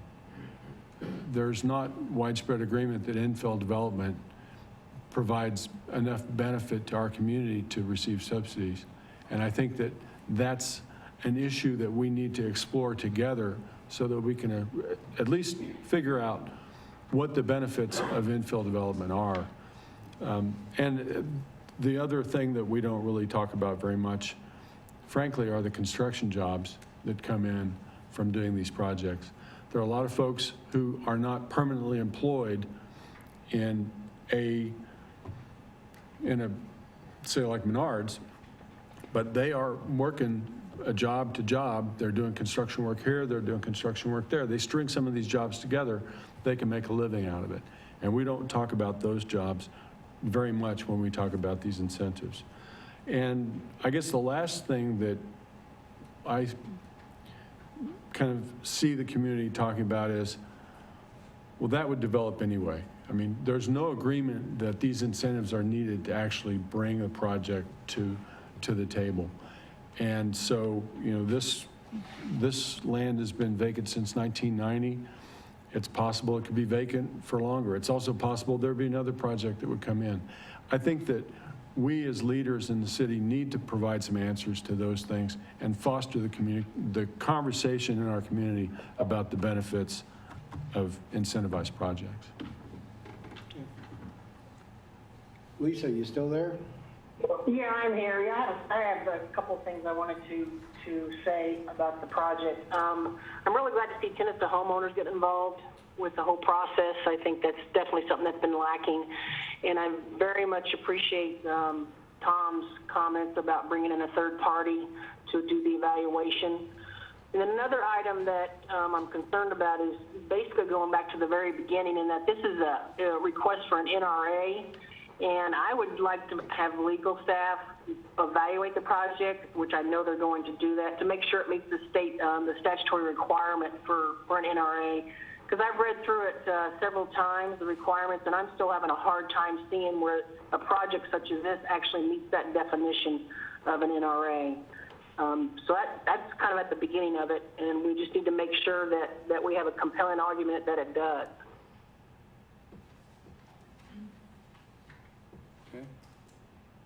You want an answer to that right now?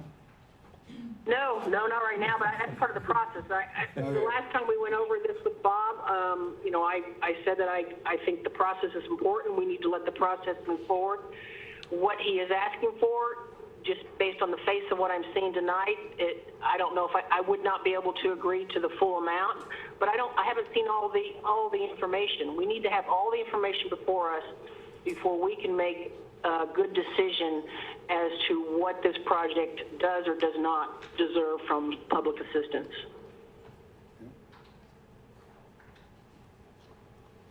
Okay, well, thanks, Lisa, and thanks everybody for your comments. I think one of the things, as I said to the applicant several weeks ago that when he was here, and I'll tell everybody else, moving this process forward does not commit this commission to, you know, anything at this point. I mean, it's, everything is going to be, you know, the burden on the applicant to be able to go through the process. You know, I've been pretty hesitant at times to be able to support, you know, projects that require, you know, housing for NRAs. I think we've been through that battle before. But I've also been through projects that I support in downtown, so that's no secret either. But anyway, again, I do think it's important to allow the process to move forward. Commissioner Herbert, I appreciate your comments. I think in fairness to the applicant, if there is concern by any member of the commission, that I appreciate you being up front. Stuart, I appreciate your comments. Leslie, Lisa, all the above. So anyway, as I look at this item and receive the request and refer the item to staff for analysis, are there a number of things that we need to add to this so that everybody's clear? Yeah, I think you could add a provision subject to an agreement between the developer and the city that they will reimburse us for our costs for an outside review, gap analysis. Okay. And subject to this matter being referred to the Housing Task Force for their review and comment, as well as PERC. Britt, anything else? No, I think that covers it. I think we could, add in there the third-party analysis. that's what the agreement is for the reimbursement. Okay. Got it. And I'm assuming that we can extract a letter of commitment that meets legal's review, and that if we have that, we could start the gap review in that regard. So, Okay. unless I hear to the contrary from the commission, that's how we'll approach it. Okay. Any other questions or comments?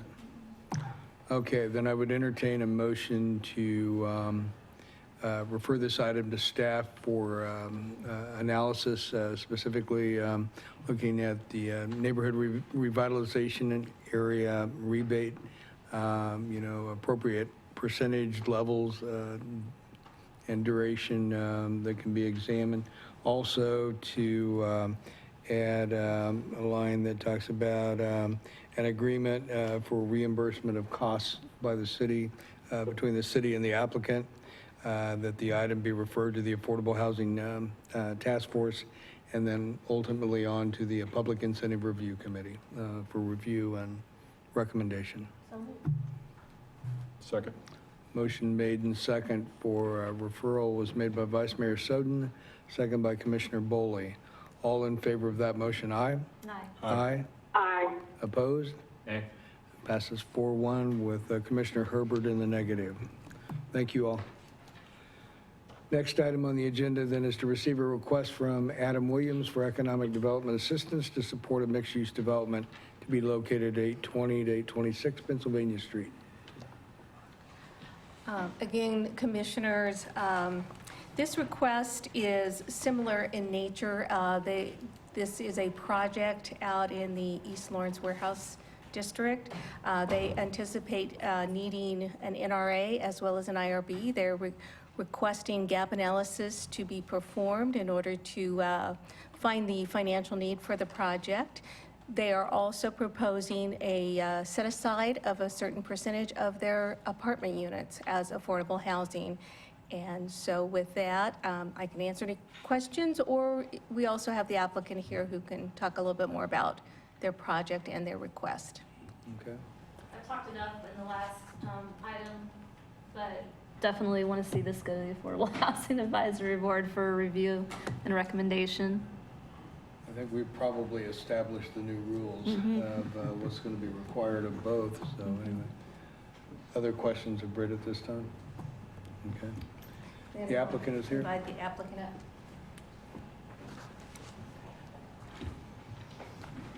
Hey, Remix Commissioners, good evening. I'm Matt Goff with Barbara Emerson. I'm here today on behalf of the applicant, Williams Management LLC. And if you don't mind, I'm going to click on a button here and show you graphics from your memo. It's in the staff report. I can scroll through them if you have questions about them, but I thought perhaps it might be helpful to have that up here. The applicant is proposing to redevelop 820, 826 Pennsylvania as an infill, mixed-use, retail and apartment project. This building was erected around 1905. It's seen a number of uses over time. It started out in the manufacturing and industrial, then became more warehouse-type space, and today it's empty and underutilized. This project will enhance the vitality of the 8th and Pennsylvania redevelopment zone. It will contribute to several other successful projects that exist there at that location. And in the past, the city has previously provided financial assistance to the Cider Gallery and to the Polar Building. Like those projects, the applicant believes that this project is also worthy of support. Of the 15 apartment units that would be created, 2 would be set aside permanently for affordable housing. We're not as far along in discussions with a third-party group as Mr. Shum is, but I've worked with Rebecca Buford for about 10 years on the board, and we would very much like to have the conversation with her about having tenants to homeowners help administer those units for us. And this is a little different than Mr. Shum's project. It's not a sale of a unit, it's the lease of a unit. And so it sounds more like a low-income housing tax credit project with income minimums. And having the Affordable Housing Task Force look at this would be helpful because it might help establish what the income ranges would be. And going there at the same time as Mr. Shum's project would be also advantageous, so we can have our input on it as well. I'll scroll through so you can look at a different picture. The building itself had 2 other stories on top of it, as you can kind of see. Whoops, I right click. There we go. There's a white building, white sided part there, which through a fire is gone now, but we're adding it back. The lower level would be the brewery, and here's some plans that aren't as pretty to look at, but I'll scroll down. This will create initially around 7 full-time jobs, all of which would be paid higher than the city's living wage standard. Not to mention approximately 37 part-time positions and also construction jobs. The request that we would make would be similar to Mr. Shum's. We would ask for an IRB for a sales tax exemption on building materials and construction costs, as well as an NRA for a 10-year term, establishing a tax rebate in an amount that will probably be over 50%. At Mr. Markus's suggestion, we're not coming before you with a number. Without having the gap analysis in place, it would be difficult to say what that number would be. And we really have bought into the concept of let's look at the numbers and see what they would support. And we're really asking for the opportunity for you to for us to go through that process with your permission. There were some things that Mr. Shum mentioned in his letter and here tonight that as I hear them, I can't help but notice some similarities. Infill development. Now, this isn't a vacant lot, I'll give you that, but it is an empty warehouse structure that is being revitalized in a historic area. It's a mixed-use project. The 8th and Pennsylvania area has some momentum and it has some things going for it, but I would still say in the grand scheme of things, it's one of the softer economic areas in town. It adds to some of the density in the central part of town. The nice thing about this project, even though it does create 33 new parking spaces, is it really won't add or put any pressure on downtown parking. If you're talking about adding bedrooms in the area to support a downtown grocery store, this would only help. And we talked about the affordable housing. So we really appreciate the honest feedback from the staff and their patience and time, and look forward to working through the process. And the conditions that were added today, I think are fine. We'll have to see how much that study costs, but other than that. But I'm pleased to stand for any questions that you may have for me. I also, Mr. Adam Williams is here. If you've got something for me that I can't answer, I'm going to look over at him and he can answer the question. Question, Jen. I used to live in the Polar Building, of course, and my window faced south. And one of the big flaws of the cider gallery is that the noise and movement is actually towards the alley side of the building. And so when you live in the Polar building and you're on those two sides, I mean, the noise level is just horrible. It gets terrible. So one of the things that when I first talked to Adam, I think a year or so ago, I think I told him about that, and I wanted to make sure that his hubbub of activity is oriented towards the street. So I just want to double check that. Our front entrance is on Pennsylvania Adam. Street. Yeah, you gotta come to the I'll communicate. The microphone. front entrance is on Pennsylvania. This concept here, hard to see from your screen, but the outside seating, maybe back up here is a little better. You can see, I'll use the mouse, right there. So here's Polar. We've got a building in between us. I think Polar has an open, or the cider gallery kind of has an open event space right around there, maybe. So we're this way, and we're more oriented Yeah. to the opposite end. Yeah, definitely want to double check that. And I wanted to give you a suggestion There's a good one too. right there. Excellent. Okay. As someone that lived there as well, is that when you're working on those residential units that face the alley, be really conscious of noise. And I'm talking about train noise at this point, because it's not just Amtrak trains, it's freight trains. And it's not the sound of the train. Every time they cross 8th Street, they have to blow their horn 4 times. And so if you want to keep people in those units, I would really recommend you work hard on soundproofing that east wall, because I know that's an issue where I lived and still is at the Polar building as well. So I think it's great. Thank you. Other questions? You do not have a request amount as of yet? The materials you have in your packet indicate that it's over 50%. We came in at the first meeting we had with Mr. Markus and with Britt, we thought we'd come in at 50%. And using a really fine sample pro forma, and at the city's request, we ran through them, and kind of turns out, 50 may not be enough. And that's where the concept came forward of saying, if you're going to ask for more than 50, we need to be here today to have this conversation, and we need to let there be a gap analysis that really, as an independent third party, come in and say, yes, no, maybe. And that's where we are. If we knew what the number was, we would say what the number would be. But we're really just waiting to see what the study is. And I'd hate to venture a guess. Every project's different, and the number could be kind of arbitrary without some of the metrics to back it up. I may have just added to the number too. Yeah. That answer that? Yeah, yeah. Okay. Any other questions on that? I thank you. Okay, thank you.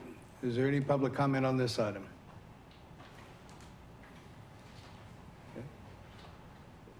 Okay, back to the commission.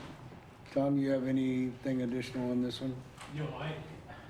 I visited this area some time ago, before I came here as the manager, and these are really, I think they're fun projects for developers that have this kind of orientation towards, salvaging old structures.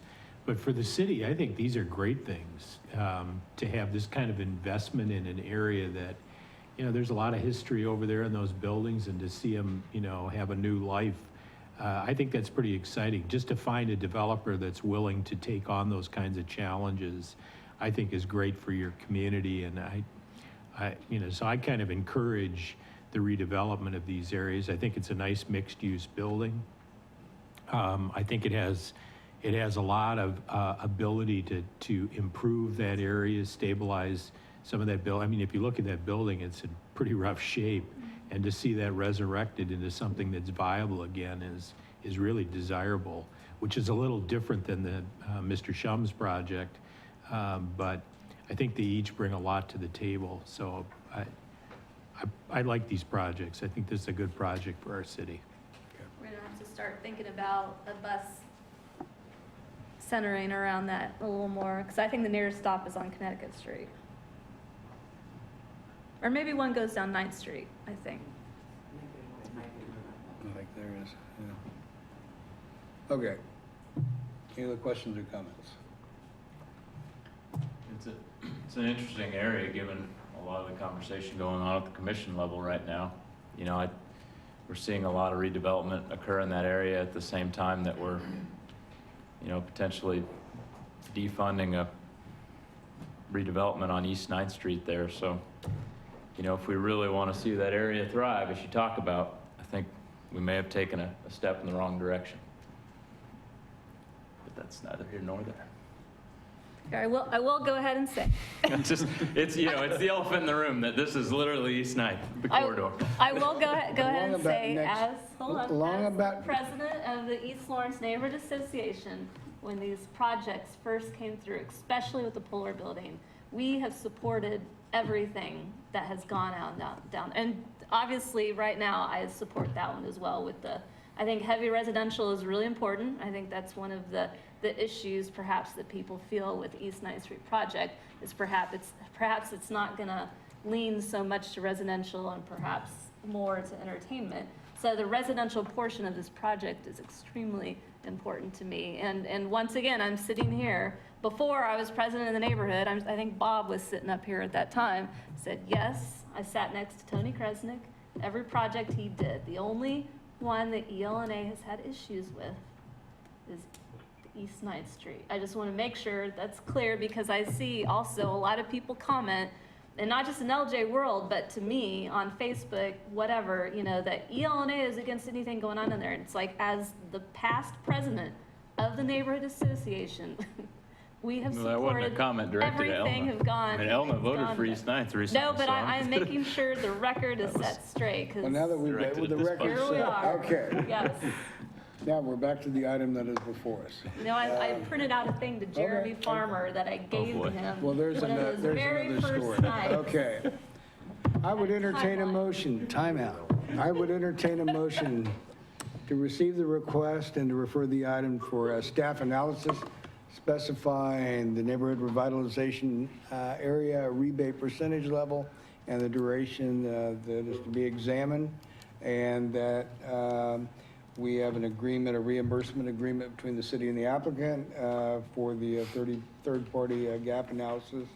The item be referred to the Affordable Housing Task Force and also eventually be referred to the Public Incentive Review Committee. So moved. Oh, second. Motion made in second for the receipt and referral was made by Vice Mayor Soden, second by Commissioner Larson. All in favor of that motion, aye? Aye. Aye. Aye. Opposed? Passes 5-0. Thank you all. Next item. Yeah, we should probably take. We're gonna take a break. Okay, 2 minutes. Thanks, Mike. We get a 5-minute break. Hurry back.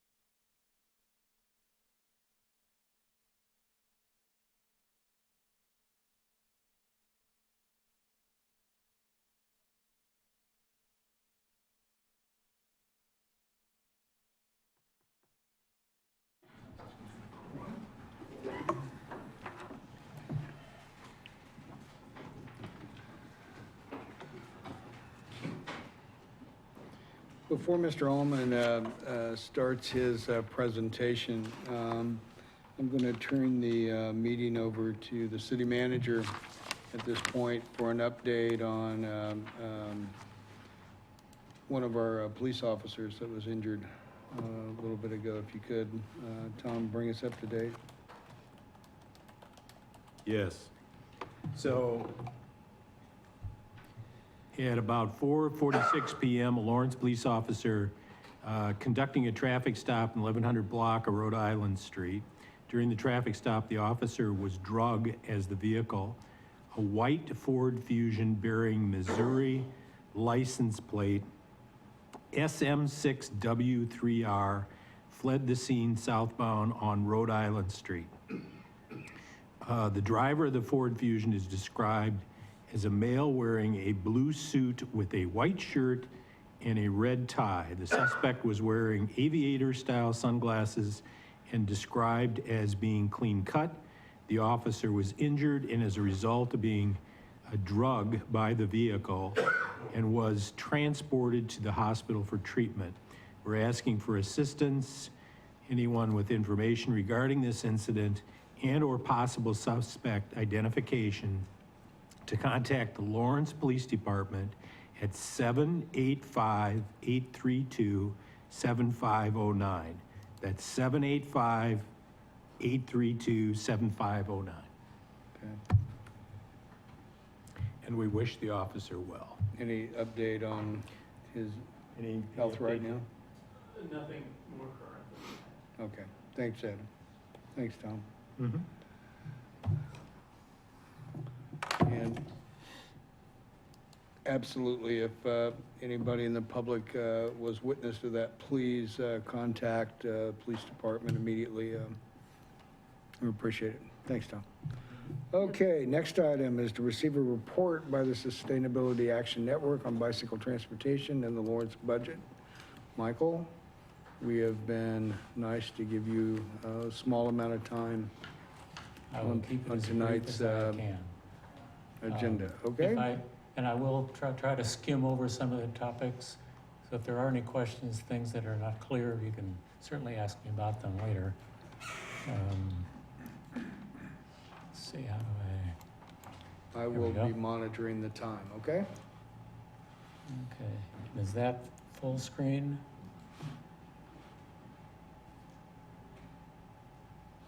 Oh, is there a way to get that full screen? I don't know if there is, it looks like it's on PDF. Okay. Yep. Oh, Trying to get it just right. Maybe that. and then I'll just advance with this. Great. Thank you, Scott.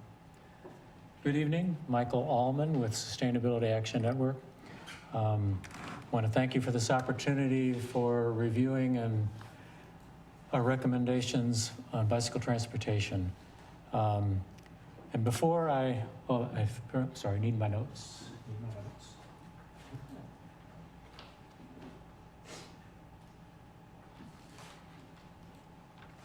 But before I actually get going, I just want to make it clear, there has been some concern that sustainability action in this presentation isn't fully representing viewpoints as presented by like the task force itself or other stakeholders, and we're not trying to actually. I'm speaking only for the viewpoints of Sustainability Action Network. But in no way do I want this to detract from the task force or their work in the report. Basically intending to expand on it. So,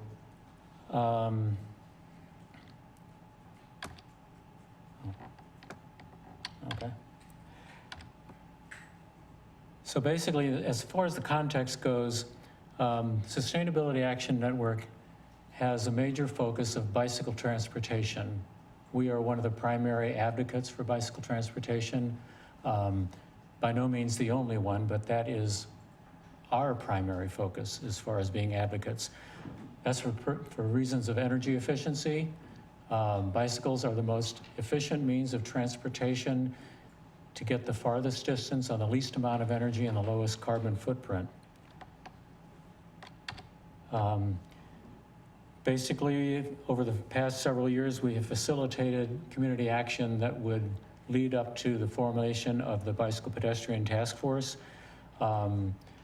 And we've worked with the Pedestrian Coalition and other stakeholders as well in doing this. And the task force report itself, we support that report for the most part. It's a very strong report. They did an excellent job. They had very good procedures for which they set priorities and came up with good recommendations for the most part. But there's, at this point, a fair amount of uncertainty how to proceed from here. Matter of fact, some of the uncertainty about what kinds of projects and what kind of funding and sources of funding is what triggered the previous commission from appointing that task force to pin things down more carefully. So the report now is in. It has identified a lot of key projects and worked with some funding sources, explored a lot of options. But as far as bicycle transportation design goes, they've just scratched the surface.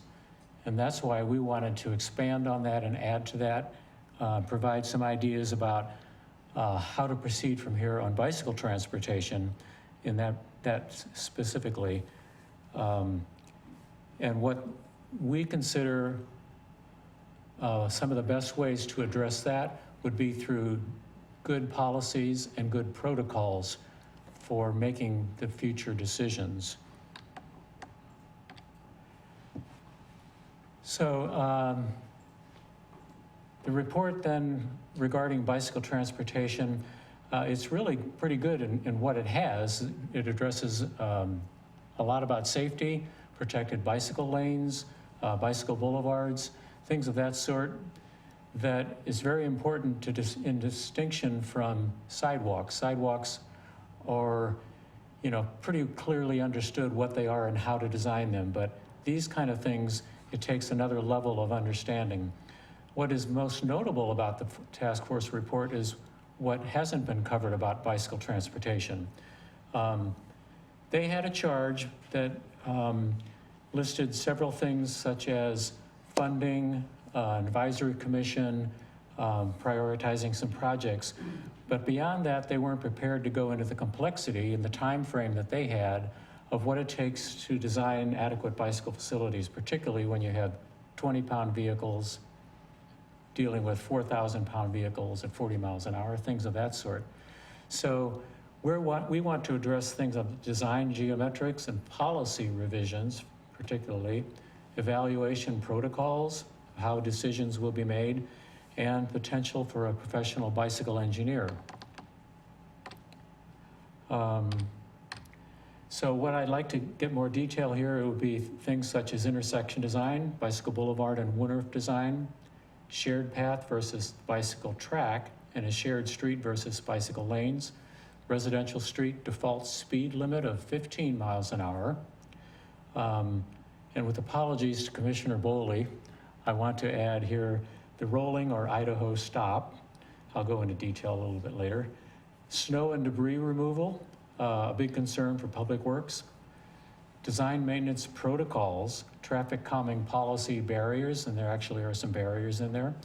Adopting the NACTO design guide, the North American, the National, wait a minute, I'm sorry. City Transportation Official Design Guide. The bicycle engineer, and then coordinated staff design team, which also was addressed in the task force report. So quickly here, if I can, bicycle elements yet to be addressed, intersection design.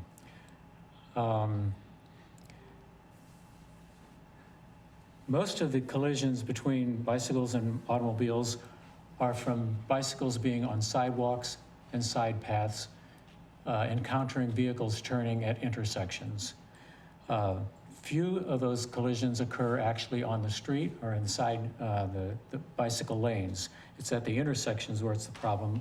Yet, the Lawrence Public Works Department to this point has been very timid to even consider what to do at intersections. A bicycle lane will be on a street and end some 300 feet before an intersection, but there's lots of design options out there for intersections. Another element would be the bicycle boulevard and the winter design. These kind of projects were included in the task force report, but with no design considerations. Winters actually weren't even mentioned in the task force report. But for these kind of facilities, these specific corridors, shall we say, for bicycles to really work, they have to contain all the design elements, and they have to have these elements over the full length of the corridor. And part of that has to do with what I call the 3 V's: visibility, velocity, and volume. Visibility is one of the key factors for bicycle safety. That's the problem with sidewalk riding and side path riding. A bicyclist is oftentimes not visible.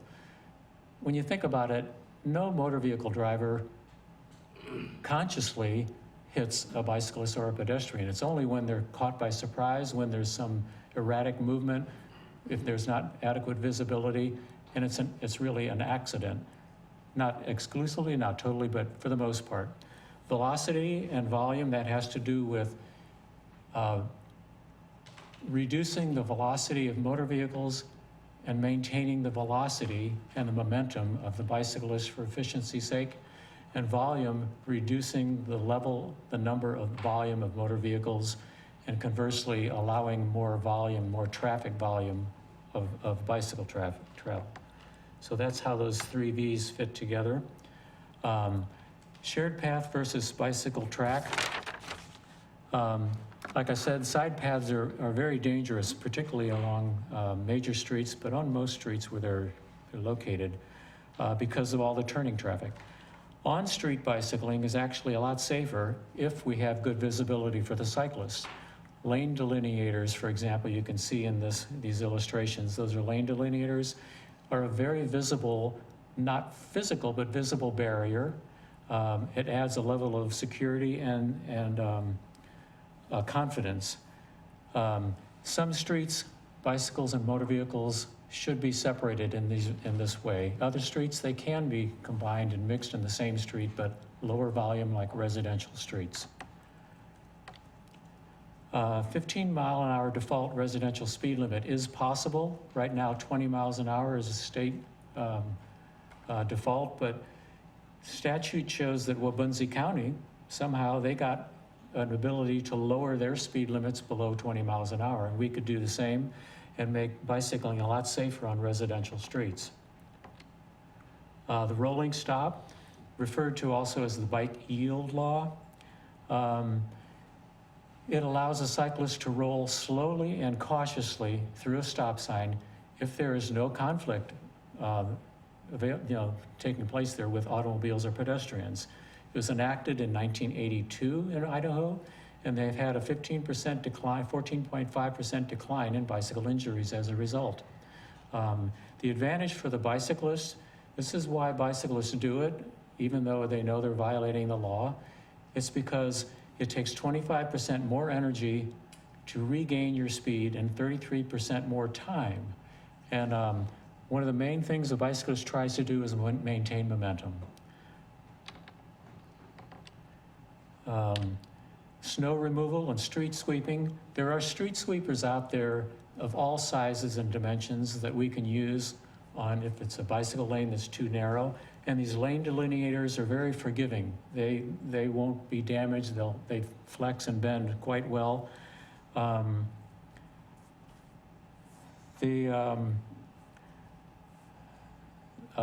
city has a very small street sweeper that they use in the garages, but this mid-size Sentinel Rider sweeper is also available, 6-foot wide swath. Our current street sweepers can be adjusted with the side brushes removed, and they have a narrower swath as well. So there's ways that we can combine on-street bicycle facilities and do street maintenance as well. This slide is pretty important, one of the most important ones that I want to present to you, system design and maintenance protocols. We have a list of projects and funding that the task force has presented in their report. Once we've finished with that, what happens next? We're back to that position. Okay, now what do we do? City departments in general have all kinds of design protocols. Public Works uses the pavement condition index. It tells them when we're going to maintain what roads and on what schedule, prioritizes things. Utilities does it. We need similar protocols for bicycle facility, bicycle infrastructure design. Origin destination studies will determine what's the highest priority of where we should have a bicycle facility to get from one place to another. Level of service evaluation will tell us what level of service a facility, an existing facility is deteriorated to or not and needs maintenance. And then functional condition index, also similar to the pavement condition index, will set up a schedule. So it's a way to add a level of certainty to our decision-making that isn't currently there.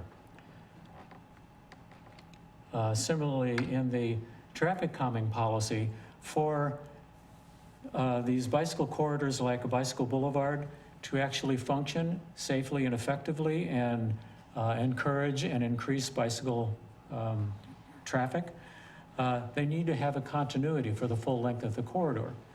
The treatments that are used to establish the traffic calming need to be over the full length of the corridor, whereas in the traffic calming policy right now, within 300 feet of any given bump or chicane or whatever device might be used, the residents, the neighbors, could veto it. And so you could have a bicycle boulevard with some facilities in one block and not in the next, and in effect, it wouldn't be a corridor. So what it could happen here is that traffic management devices, such as listed in the policy right now, are exempted. Like a roundabout, that's one traffic management device, and it's exempted. A bicycle boulevard could fall in that same category if we change the policy.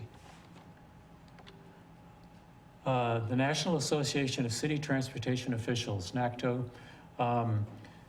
this is the cutting-edge design guide that is similar to AASHTO, the design guide that is currently used by most communities, but AASHTO mostly refers to highway design. It's the State Highway Transportation Official Design Guide. NACTO is specifically designed for bicycles as well as pedestrians, and they have a second follow-up design guide that elaborates on that too. If Lawrence adopted that, we would have those kind of guidelines that would also add certainty to our decision-making. We would know how to design a facility that we would spend our money effectively, and it would induce more use of a bicycle facility and make it worth the investment. Similarly, the NACTO membership, it's another investment, not a cost, that would allow us to have training of our own staff in these kind of design procedures. Data sharing, workshops, conferences, all kinds of benefits that we can get from being a member of NACTO. And then the bicycle staff engineer, good design makes for good road behavior. I mean, there's a lot of things that cause good road behavior, but good design is one of the main ones. It's there 24/7. It's not like an enforcement officer that's only there some of the time. An expert bicycle engineer makes for good design. And the design complexities, the kind of things that the slides I've gone through tonight and in previous presentations, really calls for an expert bicycle engineer to pull it off effectively. Our core services of public safety and bicycle transportation, really, they can be achieved by good design. So a bicycle engineer position would be somebody who's a traffic engineer with typically a bachelor's degree and preferably some bicycle experience. Oftentimes it's with one of these consulting firms like Tool Design or Nyson Nygaard or Alta Planning. They employ these engineers all the time. That's the kind of person that we could use for a bicycle engineer that would be an investment once again, that we wouldn't have to rely so much on hiring repeatedly, year after year, outside consultants like Tool Design, which we already have employed. Nelson Nygaard, we've employed them as well. If we had our own engineer on staff, that would actually be a saving.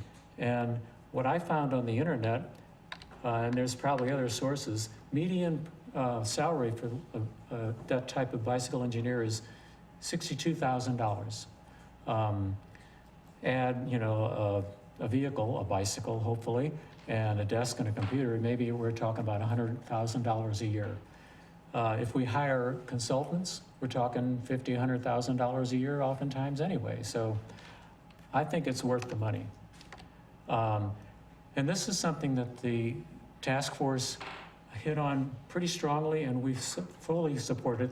The fourth recommendation was to create an interdepartmental staff team, provide a coordinated approach to engineering, and the other 4 E's as well.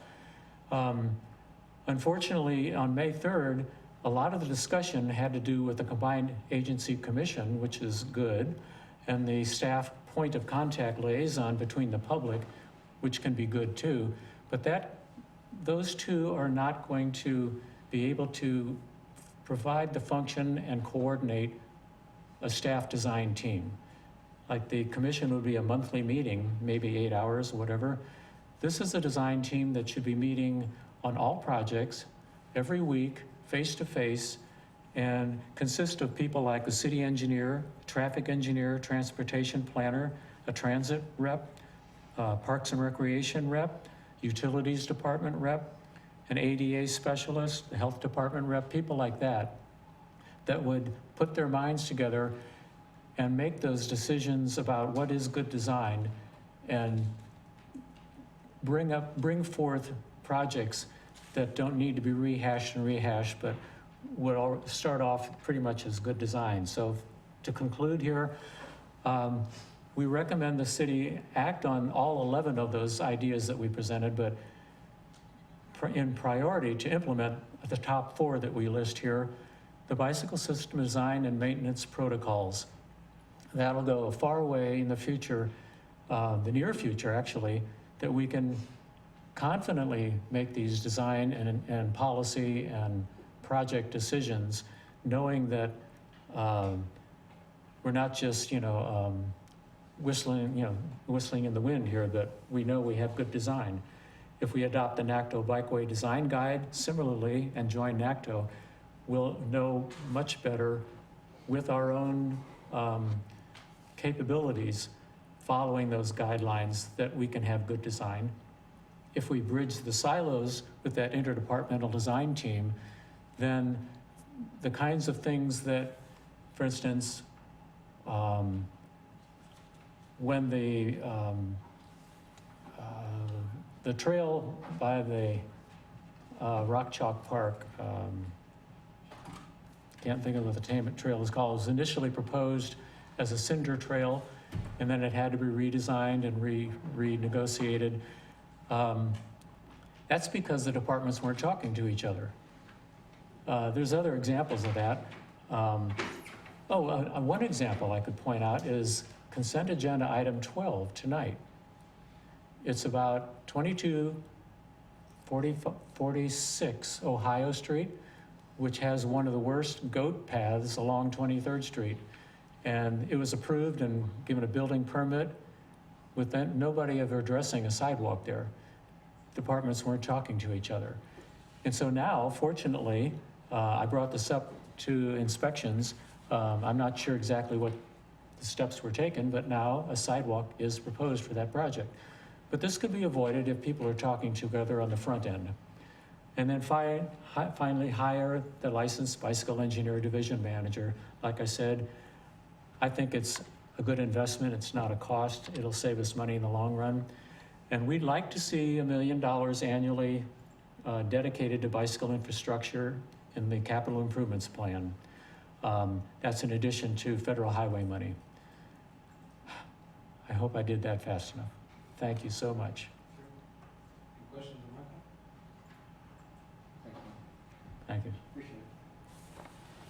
Any public comment on this item? Okay. Thank you all for coming. The next item on the agenda then is I would entertain or consider a motion to recess into executive session. Oh, I'm sorry. I'm sorry. I'm a little slow, Mike. Oh, Getting old. yeah. I'll sign in here.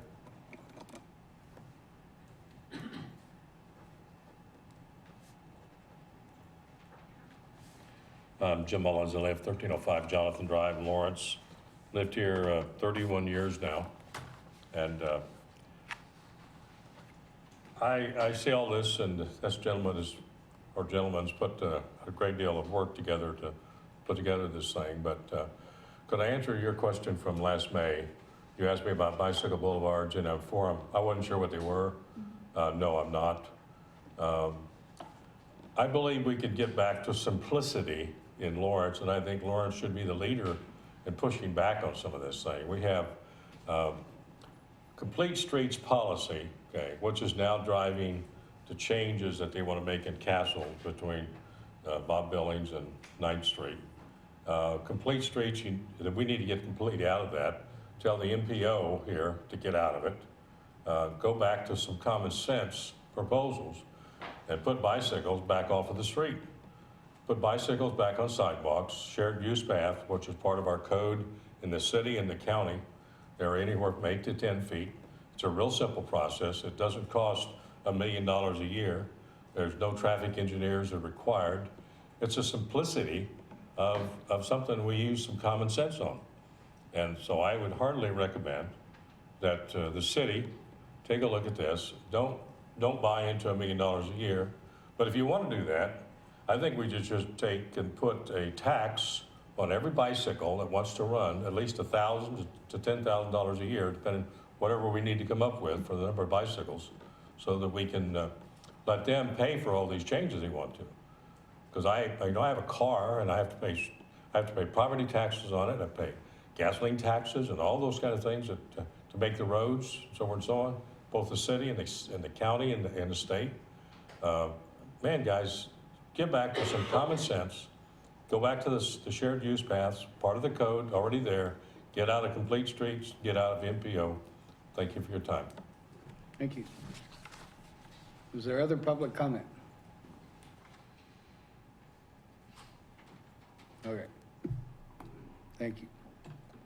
Then the next item is to consider a motion to recess into executive session for approximately 50 minutes for the purpose of consultation with attorneys for the city deemed privilege in the attorney-client relationship. Justification for the executive session is to keep attorney-client matters confidential at this time. The City Commission will resume its regular meeting in the City Commission room upon completion of the executive session. I would entertain a motion to recess into executive session for approximately 50 minutes. So moved. Second. Motion made and second to recess into executive session for 50 minutes, made by Commissioner Herbert, second by Commissioner Boley. All in favor of that motion, aye? Aye. Aye. Opposed? That passes 4-0. Lose Lisa to the beach. I think Lisa's gone. Why don't we do this? We will excuse Lisa from the meeting at approximately 8:20, I guess. Okay.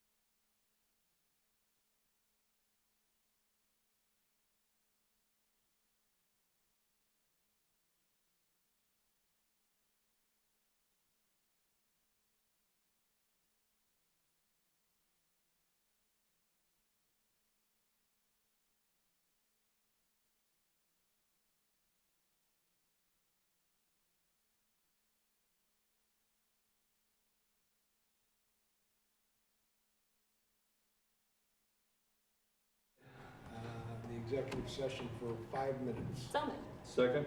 Motion made and second to extend for 5 minutes, made by Vice Mayor Soto, seconded by Commissioner Bowley.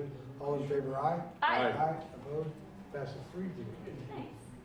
How long did you say? 5 minutes. Okay. Thank you.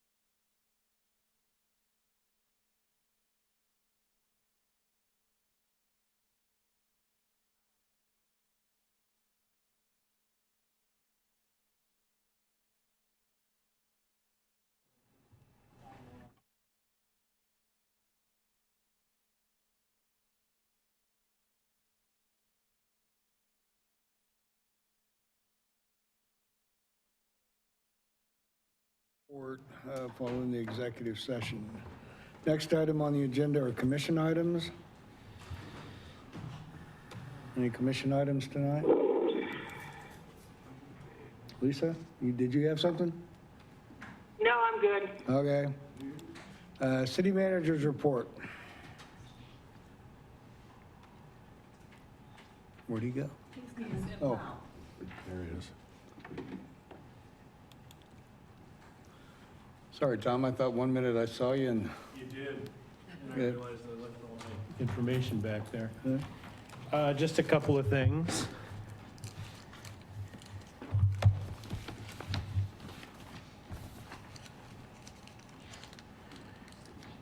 So first, our very own Todd Lohman, Traffic Operations Supervisor, was elected President-elect of the 2016-17 International Municipal Signal Association. He's currently a director or board member at large on that group. We had Customer Appreciation Day on Saturday, June 4th. We delivered 510 cubic yards, that's 281 tons of compost, and 624 cubic yards of wood chips. This was all free. We helped load it onto persons' trucks and trailers and so forth, so a nice return for the material that gets delivered to us. Lawrence ranked the #2 best smallest metro for job seekers, and they rated us #2 based on our impressive education rates, our high labor force participation, and the notable quality of life here in Lawrence. The KU Big Event took place, and this is a program where students out of KU come out and help clean up parks. We had a group working on Veterans Park and another group working on Buford Watson Park, and they did a very nice job cleaning up those areas for us.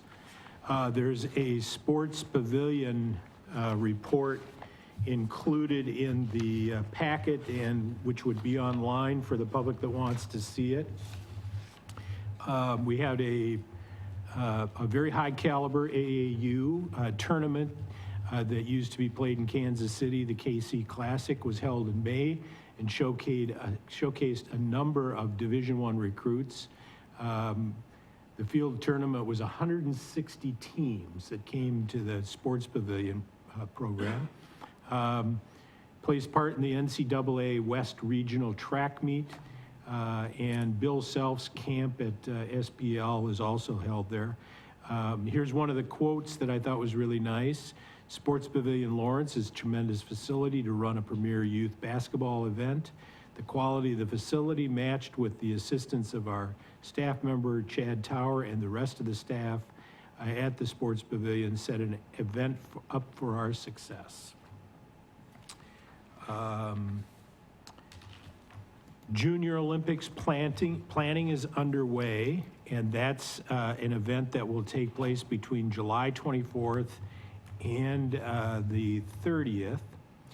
And it's expected to draw, get these numbers, 9,500 athletes and 30,000 family and spectators to this area. They're looking at, I think, reserving, I don't know how many hundreds or thousand of hotel rooms in the 7,000 hotel rooms per day for the Junior Olympics. To meet the housing requirements, they partnered with Topeka, Kansas City, Overland Park, and Olathe. And they're intending, Kansas University is intending to host track officials and large club teams in the residence hall on campus as well. And we have a local committee that's working on this event. They do plan, some of the committee members plan to travel to Sacramento in July and learn how that event is run, that Junior Olympic event is run. Finally, we have a number of future agenda items that we're working on. The budget session, of course, will be starting at 3 o'clock next Tuesday. And we also have a work session that evening as well. On 7/19, the commission authorizes publication of our budget and sets the maximum expenditure rates at that particular time. Receives the audit recommendations from the city auditor and the audit report on the economic development incentives. And of course, the other thing that we've changed over to is now we're going to do regular work sessions. The first one is scheduled for, is it the 12th? Is that the right date? Yes. Yeah, the 12th, and that will be on East 9th Street. On the 13th, we're talking about the Parks and Recreation Master Plan.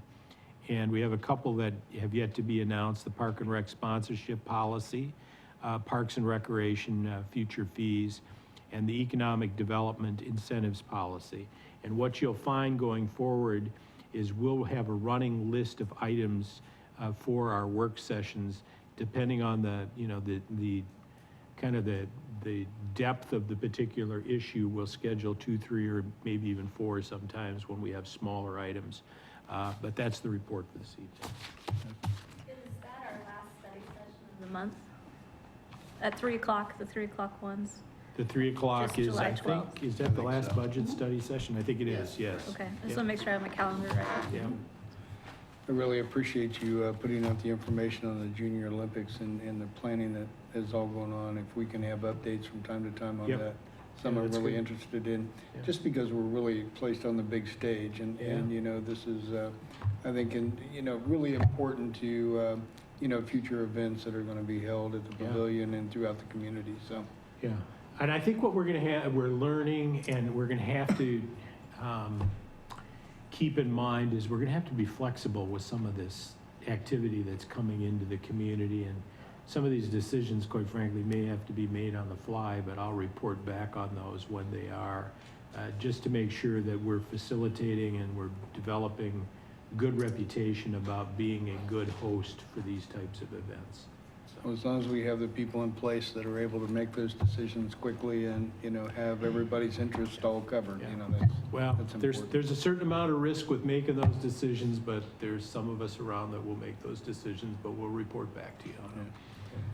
And one other thing, well, you know, were there other questions of Tom? Lisa, did you have anything on the city manager's report? Lisa? Oh, I guess she's- No, I don't have anything else. Okay, There's a little delay on it. okay. Megan and everybody involved with Kaboom, it seemed like everybody that I heard from had a great time, so make sure that we pass along special thanks to everybody involved. Thank you. Okay? Okay. Thank all the staff. I know a lot of folks work hard, and a lot of people had a whole lot of enjoyment over the 4th of July, so anyway, okay. So then we have our future agenda. Any calendar items? Calendar's still full. Can squeeze something else in? Nothing else. I'd entertain a motion to adjourn. So moved. Motion made and second to adjourn, made by Vice Mayor Soden, second by Commissioner Herbert. All in favor of the motion, aye? Aye. Aye. Aye. Opposed? Passes 5-0. We are adjourned. Lisa, have fun. Have a good trip Will back. do. We'll See you guys. when you get back.